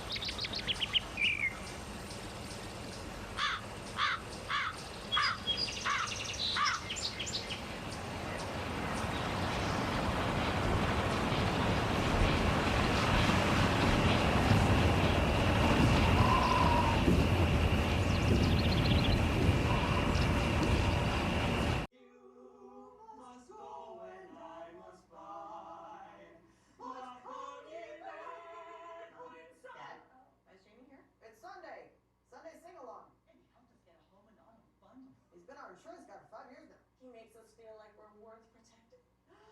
Why didn't you tell us about these savings funds? I've literally told you 1,000 times. Oh, Danny boy, the pipes are calling from the lands of Communist. He said he was a Roman Catholic. He knew he had to hide the truth. But the country I was born in is gone, totally destroyed. When I watch the news in Seattle, Chicago, Portland, and other cities, when I see the history being rewritten, when I hear the promises, I've heard echoes of the former life I never wanted to hear again. I see shadows I thought I had outrun. My parents only wanted one person to decide my fate, me. Not some party member, not some government official, not some bureaucrat. And welcome back to our coverage of the Republican National Convention. That is Convention Speaker, Cuban immigrant, and Florida businessman Maximo Alvarez. And let's bring back in our panel here. And Maria Elena, this is the anti-Castro, anti-Cuba message, but also, look, what could happen here in America. There's echoes of what's happening in Cuba, this anti-socialist message. Exactly, and I think that what the Republicans have been doing is painting the Democratic Party as socialist. It doesn't matter if Bernie Sanders and Elizabeth Warren aren't on the ticket. They still want to categorize them as if they were socialists, and that really works well with the Cuban Americans, with the Venezuelans, the Nicaraguans, and even the Bolivians, especially in Florida. But that's between the 20 and 25% of Latinos that are already staunch Republicans and will vote for any Republican. But then there are those who say it's only rhetoric, especially in the case of Venezuela, because we don't see him offering any kind of temporary protection status, for example, or going against Putin and pressing Putin because of his support of Maduro in Venezuela. I want to bring in Joel Payne because I want to talk about, because you study this, all the different demographics. Trump won in 2016 where he is losing ground today. Independents, suburban voters, college-educated white voters, and seniors. Where do you see that map there with those different groups? Well, Nora, actually, it's funny. I had a conversation with someone close to the Biden camp today, and they pointed those four groups out to me. And again, it's not just that the president won those groups in 2016. Mitt Romney won them in 2012, and he's trailing in all four of those groups against Joe Biden. And I think that just kind of belabors the point of what we were talking about earlier related to, will the president use this as an opportunity to reach out to the middle? The president's very good at base politics, but we've never seen an incumbent president not win re-election, or rather win re-election without reaching out to the middle. You have to do a base plus strategy. You have to figure out, if you're Barack Obama in 2012, how do you bring on Republicans? You talk about balancing the budget and the deficit, and you bring in someone like Bill Daley to be your chief of staff, right? George Bush did it in 2004. Reagan did it in the 80s. President Trump doesn't have any interest in that. He's making a bet on himself, and he's making a bet on his base is big enough and enthusiastic enough to carry him to victory. We'll see if that's the case. Reince, you were talking about that, this group of collar counties that are going to be so important that Trump has to do better with. Why is the president failing among some of these suburban communities this year? Well, look, I think if you look at the issues that were on the table now, before COVID and coronavirus, I think the president was doing pretty well. But coronavirus came around. People are scared. But that's why you're going to see law and order, compassion combined, and where I think the Republicans need to build is on the compassion part of the law and order message, building that up, and then going back to what Herschel Walker said tonight, which I think is going to be a theme. He said maybe he hits too hard once in a while, but that's what you have to do to get the job done. And then go back to compassion. Nikki Haley, Tim Scott, all these folks you heard from tonight. That's the formula for bringing the collar counties back, shoring up your base, and going into a close election. And speaking of Nikki Haley, we may be seeing a preview of the 2024 campaign tonight as Nikki Haley addresses the Republican convention. Let's listen in to the former governor of South Carolina. Good evening. I'm Nikki Haley, and it's great to be back at the Republican National Convention. I'll start with a little story. It's about an American ambassador to the United Nations and it's about a speech she gave to this convention. She called for the re-election of the Republican president she served, and she called out his Democratic opponent, a former vice president from a failed administration. That ambassador said, and I quote, "Democrats always blame America first." The year was 1984. The president was Ronald Reagan, and Ambassador Jeane Kirkpatrick's words are just as true today. Joe Biden and the Democrats are still blaming America first. Donald Trump has always put America first, and he has earned 4 more years as president. It was an honor of a lifetime to serve as the United States ambassador to the United Nations. Now, the UN is not for the faint of heart. It's a place where dictators, murderers, and thieves denounce America and then put their hands out and demand that we pay their bills. Well, President Trump put an end to all of that. With his leadership, we did what Barack Obama and Joe Biden refused to do. We stood up for America, and we stood against our enemies. Obama and Biden let North Korea threaten America. President Trump rejected that weakness, and we passed the toughest sanctions on North Korea in history. Obama and Biden let Iran get away with murder and literally sent them a plane full of cash. President Trump did the right thing and ripped up the Iran nuclear deal. Obama and Biden led the United Nations to denounce our friend and ally, Israel. President Trump moved our embassy to Jerusalem, and when the UN tried to condemn us, I was proud to cast the American veto. This president has a record of strength and success. The former vice president has a record of weakness and failure. Joe Biden is good for Iran and ISIS, great for communist China, and he's a godsend to everyone who wants America to apologize, abstain, and abandon our values. Donald Trump takes a different approach. He's tough on China, and he took on ISIS and won. And he tells the world what it needs to hear.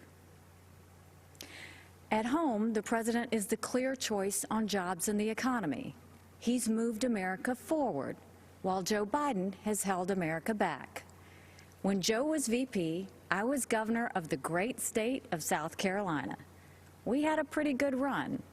Manufacturers of all kinds flocked to our state from overseas, creating tens of thousands of American jobs. People were referring to South Carolina as the beast of the Southeast, which I loved. Everything we did happened in spite of Joe Biden and his old boss. We cut taxes, they raised them. We slashed red tape, they piled on more mandates. And when we brought in good-paying jobs, Biden and Obama sued us. I fought back, and they gave up. A Biden-Harris administration would be much, much worse. Last time, Joe's boss was Obama. This time, it would be Pelosi, Sanders, and the squad.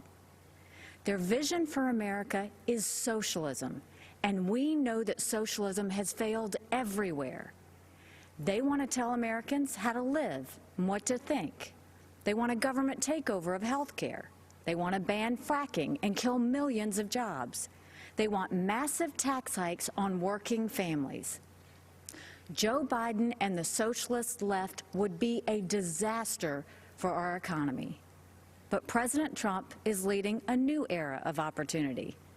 Before Communist China gave us the coronavirus, we were breaking economic records left and right. The pandemic has set us back, but not for long. President Trump brought our economy back before, and he will bring it back again. There's one more important area where our president is right. He knows that political correctness and cancel culture are dangerous and just plain wrong. In much of the Democratic Party, it's now fashionable to say that America is racist. That is a lie. America is not a racist country. This is personal for me. I am the proud daughter of Indian immigrants. They came to America and settled in a small southern town. My father wore a turban. My mother wore a sari. I was a brown girl in a black and white world. We faced discrimination and hardship, but my parents never gave in to grievance and hate. My mom built a successful business. My dad taught 30 years at a historically black college, and the people of South Carolina chose me as their first minority and first female governor. America is a story that's a work in progress. Now is the time to build on that progress and make America even freer, fairer, and better for everyone. That's why it's so tragic to see so much of the Democratic Party turning a blind eye towards riots and rage. The American people know we can do better. And of course we value and respect every black life. The black cops who've been shot in the line of duty, they matter. The black small business owners who've watched their life's work go up in flames, they matter. The black kids who've been gunned down on the playground, their lives matter too. And their lives are being ruined and stolen by the violence on our streets. It doesn't have to be like this. It wasn't like this in South Carolina 5 years ago. Our state came face to face with evil. A white supremacist walked into Mother Emanuel Church during Bible study. 12 African Americans pulled up a chair and prayed with him for an hour. Then he began to shoot. After that horrific tragedy, we didn't turn against each other. We came together, black and white, Democrat and Republican. Together, we made the hard choices needed to heal and removed a divisive symbol peacefully and respectfully. What happened then should give us hope now. America isn't perfect, but the principles we hold dear are perfect. If there's one thing I've learned, it's that even on our worst day, we are blessed to live in America. It's time to keep that blessing alive for the next generation. This president and this party are committed to that noble task. We seek a nation that rises together, not falls apart in anarchy and anger. We know that the only way to overcome America's challenges is to embrace America's strengths.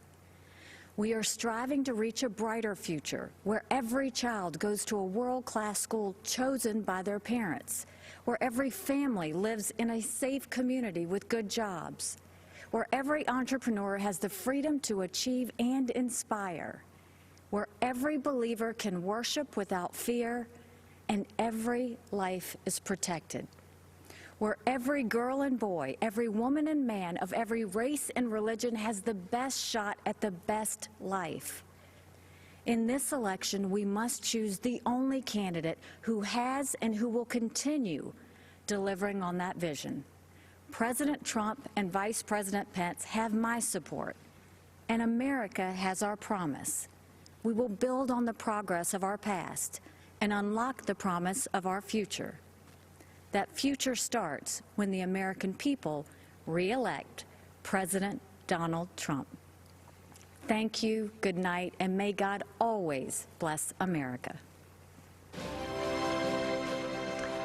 And there's the former governor of South Carolina, Nikki Haley, talking about when she took down the Confederate flag in South Carolina after the shootings there at the AME Church. We are expecting to hear shortly now from President Trump's eldest son, Donald Trump Jr. Good evening, America. I'm Donald Trump Jr. We're here tonight to talk about the great American story, to talk about this country we all love, this land of promise and opportunity, of heroes and greatness. Just a few short months ago, we were seeing the American dream become a reality for more of our citizens than ever before. The greatest prolonged economic expansion in American history, the lowest unemployment rate in nearly 50 years, the lowest unemployment rates ever for Black Americans, Hispanic Americans, women, and pretty much every other demographic group. And then, courtesy of the Chinese Communist Party, the virus struck. The president quickly took action and shut down travel from China. Joe Biden and his Democrat allies called my father a racist and a xenophobe for doing it. They put political correctness ahead of the safety and security of the American people. Fortunately, as the virus began to spread, the president acted quickly and ensured ventilators got to hospitals that needed them most. He delivered PPE to our brave frontline workers, and he rallied the mighty American private sector to tackle this new challenge. There's more work to do, but there is a light at the end of the tunnel. Job gains are outpacing what the so-called experts expected. But Biden's radical left-wing policies would stop our economic recovery cold. He's already talking about shutting the country down again. It's madness. Democrats claim to be for workers, but they've spent the entire pandemic trying to sneak a tax break for millionaires in Democrat states into the COVID relief bill. Then they attacked my father for suspending the payroll tax for middle-class workers. In fact, if you think about it, Joe Biden's entire economic platform seems designed to crush the working man and woman. He supported the worst trade deals in the history of the planet. He voted for the NAFTA nightmare. Down the tubes went our auto industry. He pushed for TPP. Goodbye, manufacturing jobs.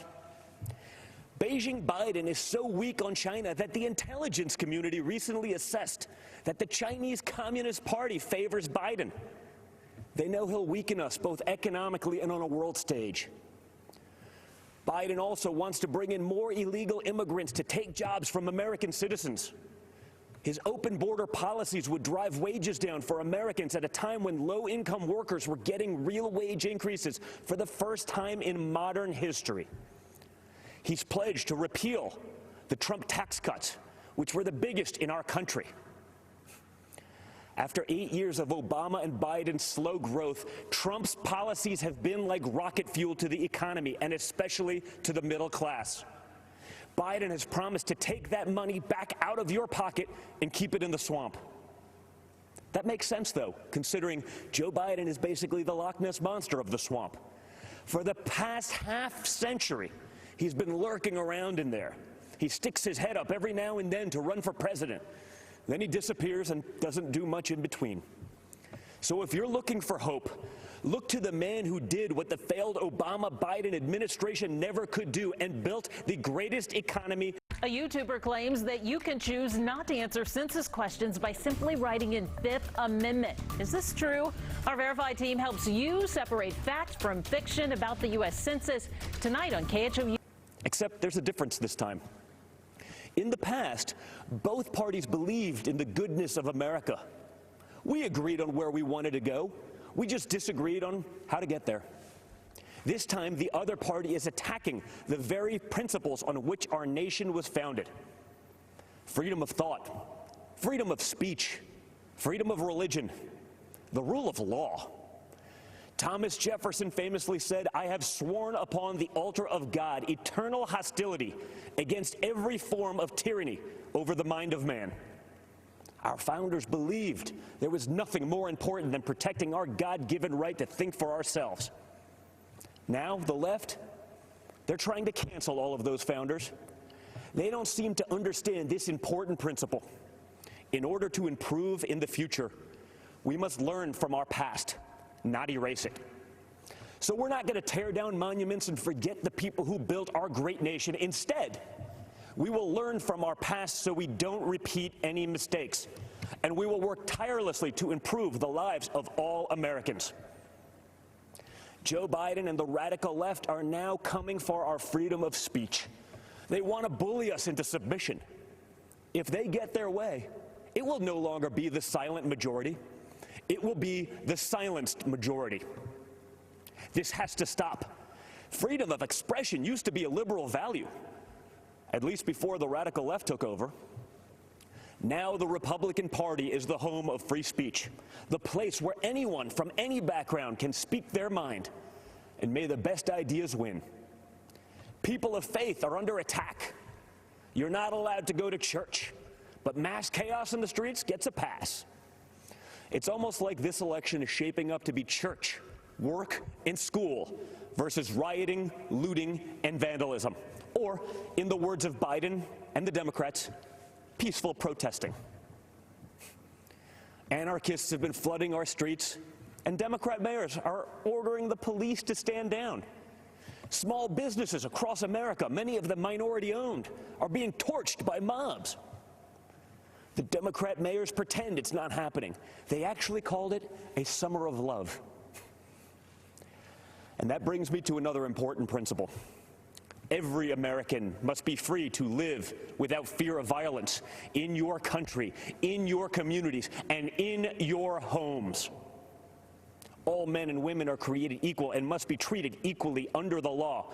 That's why we must put an end to racism, and we must ensure that any police officer who abuses their powers is held accountable. What happened to George Floyd is a disgrace, and if you know a police officer, you know they agree with that too. But we cannot lose sight of the fact that our police are American heroes. They deserve our deepest appreciation. Because no matter what the Democrats say, you and I both know when we dial 911, we don't want it going to voicemail. So defunding the police is not an option.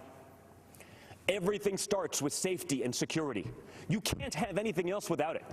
You can't focus on building a better future for your children without the peace of mind that they can study safely in their classrooms, play safely in their neighborhoods, and sleep safely in their beds. But safety is only the beginning. Trump's America is a land of opportunity, a place of promise. I was fortunate enough to grow up in a family that could afford the best schools and the finest universities. But a great education cannot be the exclusive right of the rich and powerful. It must be accessible to all. And that's why my dad is pro-school choice. That's why he's called education access the civil rights issue, not just of our time, but of all time. It is unacceptable that too many African American and Hispanic American children are stuck in bad schools just because of their zip code. Donald Trump will not stand for it. If Democrats really wanted to help minorities and underserved communities, instead of bowing to big money union bosses, they'd let parents choose what school is best for their kids. They'd limit immigration to protect American workers. They'd support the police who protect our neighborhoods. They'd learn how to negotiate trade deals that prioritize America's interests for a change. They'd end the endless wars and quit sending our young people to solve problems in foreign lands. They'd cut taxes for families and workers. They'd create opportunity zones that drive investment into inner cities. In other words, if Democrats cared for the forgotten men and women of our country, they'd do exactly what President Trump is doing. America is the greatest country on earth, but my father's entire worldview revolves around the idea that we can always do even better. Imagine the life you want to have, one with a great job, a beautiful home, a perfect family. You can have it. Imagine the country you want to live in, one with true equal opportunity, where hard work pays off and justice is served with compassion and without partiality. You can have it. Imagine a world where the evils of communism and radical Islamic terrorism are not given a chance to spread, where heroes are celebrated and the good guys win. You can have it. That is the life. That is the country. That is the world that Donald Trump and the Republican Party are after. And yes, you can have it. Because unlike Joe Biden and the radical left Democrats, our party is open to everyone. It starts by rejecting radicals who want to drag us into the dark and embracing the man who represents a bright and beautiful future for all. It starts by re-electing Donald J. Trump, President of the United States. Thank you, and God bless America.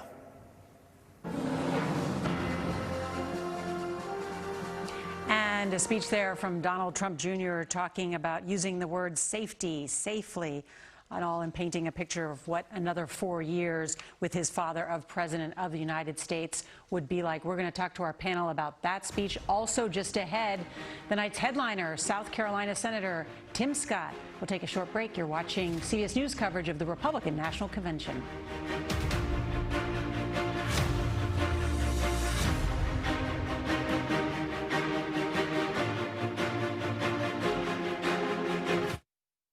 I'd like to tell you about my great-grandmother. My grandma. My cousin. My great-great-grandmother. She was all of 4 feet 11, but very tenacious. Very independent woman. Driven, passionate. Grit, perseverance. She marched. She wrote. She demanded. She was proud to pass on legacy of civic mindedness to her descendants. I'm very proud to carry on her story. Her story. Find their stories. Make them count. At Ancestry. The ADT yard sign stands watch over your home and family with tested, trusted 24/7 protection. Now get our lowest rate for fast response monitoring starting at just $28.99 a month, about $1 a day. Call 1-800-ADT-ASAP.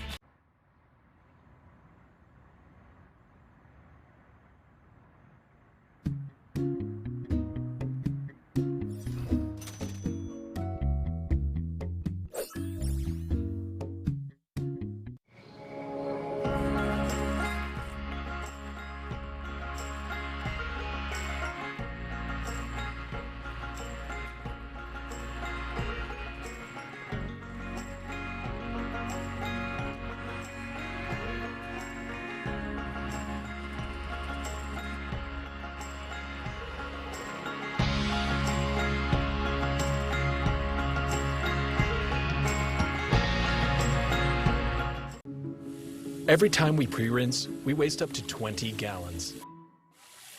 Let's skip the rinse. Finish Quantum with Active Blue technology cleans without pre-rinsing. Switch to Finish and skip the rinse to save water. Allergies with nasal congestion overwhelming you? Breathe more freely with powerful Claritin D. Claritin D improves nasal airflow 2 times more than the leading allergy spray at hour 1. Claritin D. Get more airflow.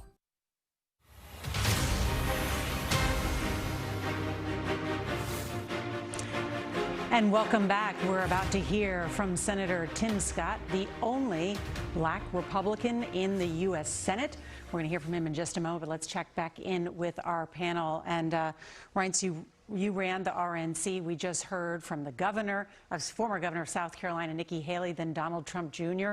What do you think their message was meant to do tonight? Well, you've got to do 3 things here. You've got to define your opponent, you got to define yourself, and you have to energize the voters, energize the volunteers, energize your base. So those 3 things are happening. So with Donald Trump Jr., you're defining your opponent.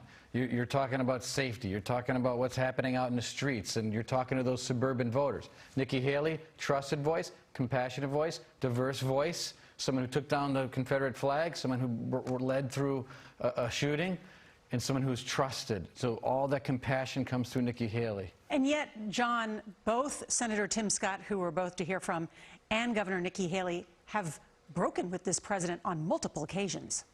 Yes, although Tim Scott in a much more gentle way. Nikki Haley gave a response to the President of the United States in January of 2016 to the Democratic president and used it to attack Donald Trump. She said his tone was wrong. She said the loudest voices in the room aren't necessarily the best. Sometimes you have to tone it down. When he said the election would be rigged in 2016, she said he was wrong. When she took down the flag, what's really interesting is she was heralded as for taking down the flag in South Carolina. She said because it was a symbol of hate and it was offensive. Well, the president that she's supporting is now defended that flag as a part of history. So she's traveled quite a road to come to the convention tonight. All those bona fides that Reince mentioned were built in a different kind of Republican Party. And again, it's a sign of how the Republican Party has really moved to be Donald Trump's Republican Party. But the significance of ending the first night of the Republican convention with the Republican Party's most powerful black Republican in the Senate is not lost on many people. And I think many are looking forward to what he is going to say tonight. Right. And yeah, you couldn't have the Republican Party, as Democrats defined it, that would have Tim Scott speaking in last. Good evening. Let's listen. I'm Senator Tim Scott from the great state of South Carolina.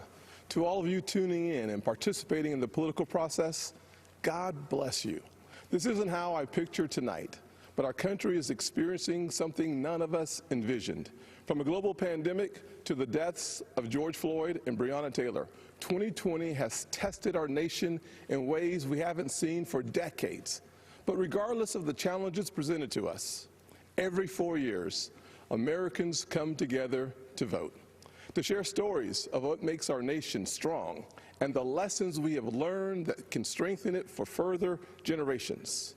Because while this election is between Donald Trump and Joe Biden, it is not solely about Donald Trump and Joe Biden. It's about the promise of America. It's about you and me, our challenges and heartbreaks, hopes and dreams. It's about how we respond when tackling critical issues like police reform, when Democrats called our work a token effort and walked out of the room during negotiations because they wanted the issue more than they wanted a solution. Do we want a society that breeds success or a culture that cancels everything it even slightly disagrees with? I know where I stand because, you see, I am living my mother's American dream. My parents divorced when I was 7 years old, and we moved in with my grandparents into a 2-bedroom home with me, my mom, and my brother sharing a room and 1 bed. My mom worked 16 hours a day to keep food on the table and a roof over our heads. She knew that if we could find the opportunity, bigger things would come. I thought I had to use football to succeed in life, and my focus on academics faded away. My freshman year, I failed out. I failed 4 subjects: Spanish, English, world geography, and even civics. Trust me, though, after 7 years in the Senate, I know I'm not the only one in Congress who failed civics. But even while I was failing the 9th grade, my mother always said to me, "Timmy, if you would just shoot for the moon, even if you miss, you'll be among the stars." She never lost faith in me, even when I lost faith in myself. Because of her encouragement, I went to summer school and caught up. The next year, I met my mentor, John Moniz, a Chick-fil-A operator. John saw something in me that I could not see in myself and started teaching me valuable life lessons. Like having a job would be a good thing, but creating jobs would be even better. That having an income could change my lifestyle, but creating a profit could change my community. He planted the seeds of what would become Opportunity Zones. This initiative that the President and I worked together on is now bringing more than $75 billion of private sector investment into distressed communities. I took those lessons to heart and started putting the pieces of my life back together. I realized a quality education is the closest thing to magic in America. That's why I fight to this day for school choice, to make sure every child in every neighborhood has a quality education. I don't care if it's a public, private, charter, virtual, or a homeschool. When a parent has a choice, their kid has a better chance. And the President has fought alongside me on that. Later in life, I started my own small business. That's why I know it is critical for us to have a tax code that encourages growth. We actually saw revenues to the Treasury increase after we lowered taxes in 2017. Rest assured, the Democrats do not want you to know that. After starting my small business and spending some time in local government, I decided to run for Congress in 2010. The district is based in Charleston, South Carolina, where the Civil War started, against a son of our legendary Senator, Strom Thurmond. You may be asking yourself, how does a poor black kid from a single-parent household run and win in a race crowded with Republicans against a Thurmond? Because of the evolution of the Southern heart. In an overwhelmingly white district, the voters judged me not on the color of my skin, but on the content of my character. We live in a world that only wants you to believe in the bad news, racially, economically, and culturally polarizing news. The truth is, our nation's arc always bends back towards fairness. We are not fully where we want to be, but I thank God Almighty, we are not where we used to be. We are always striving to be better. When we stumble, and we will, we pick ourselves back up and try again. We don't give in to cancel culture or the radical and factually baseless belief that things are worse today than in the 1860s or the 1960s. We have work to do, but I believe in the goodness of America, the promise that all men and all women are created equal. And if you're watching tonight, I'm betting you do too. Over the past 4 years, we have made tremendous progress towards that promise. President Trump built the most inclusive economy ever. 7 million jobs created pre-COVID-19, and 2/3 of them went to women, African Americans, and Hispanics. The first new major effort to tackle poverty in a generation, opportunity zones. We put hard-earned tax dollars back in people's pockets by cutting their taxes, especially for single-parent households like the one I grew up in, cutting single mothers' taxes 70% on average. President Trump supported these tax cuts for those single moms and other working families and signed these policies into law, and our nation is better off for it. So, I'm going to ask you, the American people, not to simply look at what the candidates say, but to look back at what they've done. This election is about your future, and it is critical to paint a full picture of the records of Donald Trump and Joe Biden. Joe Biden said if a black man didn't vote for him, he wasn't truly black. Joe Biden said black people are a monolithic community. It was Joe Biden who said poor kids can be just as smart as white kids. And while his words are one thing, his actions take it to a whole new level. In 1994, Biden led the charge on a crime bill that put millions of black Americans behind bars. President Trump's criminal justice reform law fixed many of the disparities Biden created and made our system more fair and just for all Americans. Joe Biden also failed our nation's historically black colleges and universities, heaping blame on them as they fought to ensure our young folks had access to higher education. Once again, to clean up Joe Biden's mess, President Trump signed into law historically high funding for HBCUs, as well as a bill to give them permanent funding for the first time ever. And now Joe Biden wants to come for your pocketbooks. Unless, of course, you're a blue state millionaire. I'm serious. That's one of their solutions for the pandemic. They want to take more money from your pocket and give it to Manhattan elites and Hollywood moguls so they get a tax break. Republicans, however, passed President Trump's once-in-a-generation tax reform bill that lowered taxes for single moms, working families, and those in need. So when it comes to what Joe Biden says he'll do, look at his actions. Look at his policies.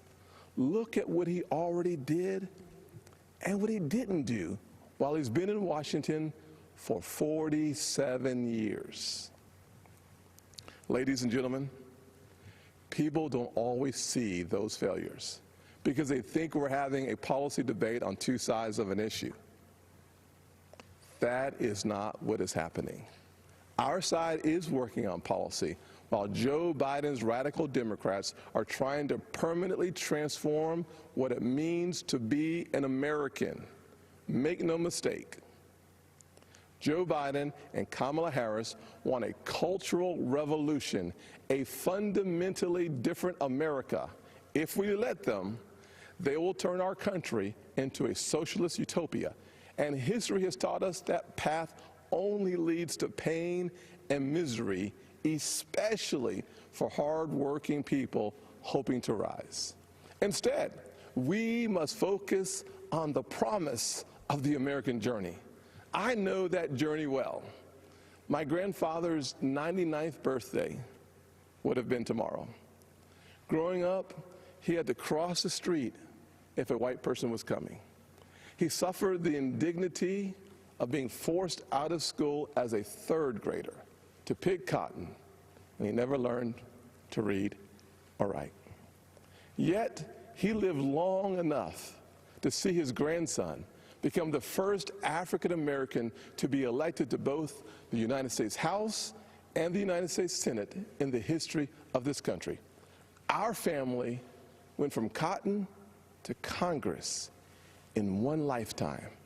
And that's why I believe the next American century can be better than the last. There are millions of families just like mine all across this nation, full of potential, seeking to live the American dream. And I'm here tonight to tell you that supporting the Republican ticket gives you the best chance of making that dream a reality. God bless you. And Father, please continue blessing the United States of America. God bless. Tim Scott, the Republicans' most powerful black lawmaker in Congress, delivering a compassionate message about where Donald Trump would take the next 4 years. Let's go back to Chief Washington Correspondent Major Garrett, who is outside the Mellon Auditorium there. Major, what did you make of his remarks? So why were Nikki Haley and Tim Scott chosen for such prominent roles? To try to deflect some of the worst impressions that independents and suburban Republican voters have about the president. Focus group after focus group internally in Republican Party headquarters show that they have tuned out the president. They're exhausted by him. So Tim Scott and Nikki Haley said, let's take Trump out of it for a second. Think about your own economic future. Think about this idea of cancel culture. Think about law and order. Republican Party polls also tell them those three issues are central to what decision those independents who have turned against President Trump and those lightly attached suburban Republicans will make. These two voices tonight tried to pull that message together, taking Trump out of it, but putting the policies front and center. All right, Joel Payne, do tonight's remarks by either of those two lawmakers and former lawmakers win over any Democrats? I doubt it. And look, I doubt it was designed to do that. As I said before, you know, the Republican strategy here is to heat up the base. It's really not to reach out. A couple things I'd want to point out. One, you know, Tim Scott gave a very impassioned speech, and he talked about Breonna Taylor and George Floyd. He didn't mention Jacob Blake, which is curious to me. That's in the news today. Of course, many of your viewers will probably know that is the Wisconsin man who was shot in Kenosha, Wisconsin by police in the back 7 times. Very similar, frankly, to a number of other police-involved shooting incidents that we've heard of. And I guess from my perspective, not just as a Democrat, not just as a political strategist, but as a black man, if a party is trying to speak to me, that feels like an opportune moment to show that kind of compassion, to demonstrate that something wrong happened and that the president and that his party cares about that. So that was a curious oversight on my part. You know, it's interesting, Ryan's on that very point, not mentioning what's in the news. It's from your hometown in Kenosha. What happened to Jacob Blake, shot allegedly by police 7 times in the back, you can see in the video. But also Tim Scott, I mean, he has said he's been pulled over 18 times. He even changed his license plate to have Senator on the back so that it might signal not to pull him over. He's counseled the president. The president's taken down a tweet before. He talked to him after Charlottesville and the comments that the president made there. Why not share those types of stories tonight? Well, I thought Tim Scott did a magnificent job. I think he's what's great about our country. I think he should be the poster senator for this president and help him to victory in 2020 if he can. But highlighting the First Step Back, criminal justice reform, $360 million to HBCUs to help historically black colleges and universities, black and Hispanic unemployment numbers pre-coronavirus, and opportunity zones, all subjects that I don't think the president feels he gets a lot of credit for. And that's what Tim Scott did tonight. Again, back to the compassion, back to those suburban voters. I didn't hear, Maria Elena, a lot about COVID-19 or coronavirus, which has disproportionately affected African Americans And Latinos, exactly. And he didn't talk about it now, but in the first hour, which we didn't air, but the first hour of the convention, there was a lot of talk about COVID-19 and sort of like saying everything that the president has done. Now, we heard Donald Trump Jr. did talk about that and said, my father made sure that every hospital had PPE. He called it PP&E. But that's a bit of an inaccuracy because, as we know, President Trump told states, fend for yourself, you figure out how you get that PPE on your own. But you're right, I think the whole evening left out Latinos and African Americans that have been the most affected by coronavirus. Well, the president interviewed people on the front lines of fighting COVID earlier in the 9 o'clock hour, so I don't think it was completely left out of the program, but just between 10 and 11 lived in a story. But the president's leadership will be judged on his response to COVID. You agree with that? I think it'll be judged, and I don't necessarily agree that he let the states out on their own and didn't provide any PP&E. I mean, the ventilators were put there, the Mercy ship was there, the Navy ship was there was no ventilator problem. I mean, come on, I think it's a little oversimplification. Governor Hogan has said that they were left without federal leadership on the issue of when it comes to masks and protective care. Thanks to everybody. We appreciate it. That wraps up night one for the Republican convention. Our coverage continues on our 24-hour streaming service, CBSN, and you can join us again tomorrow night. First Lady Melania Trump. And for all of us at CBS News, I'm Norah O'Donnell. Good night.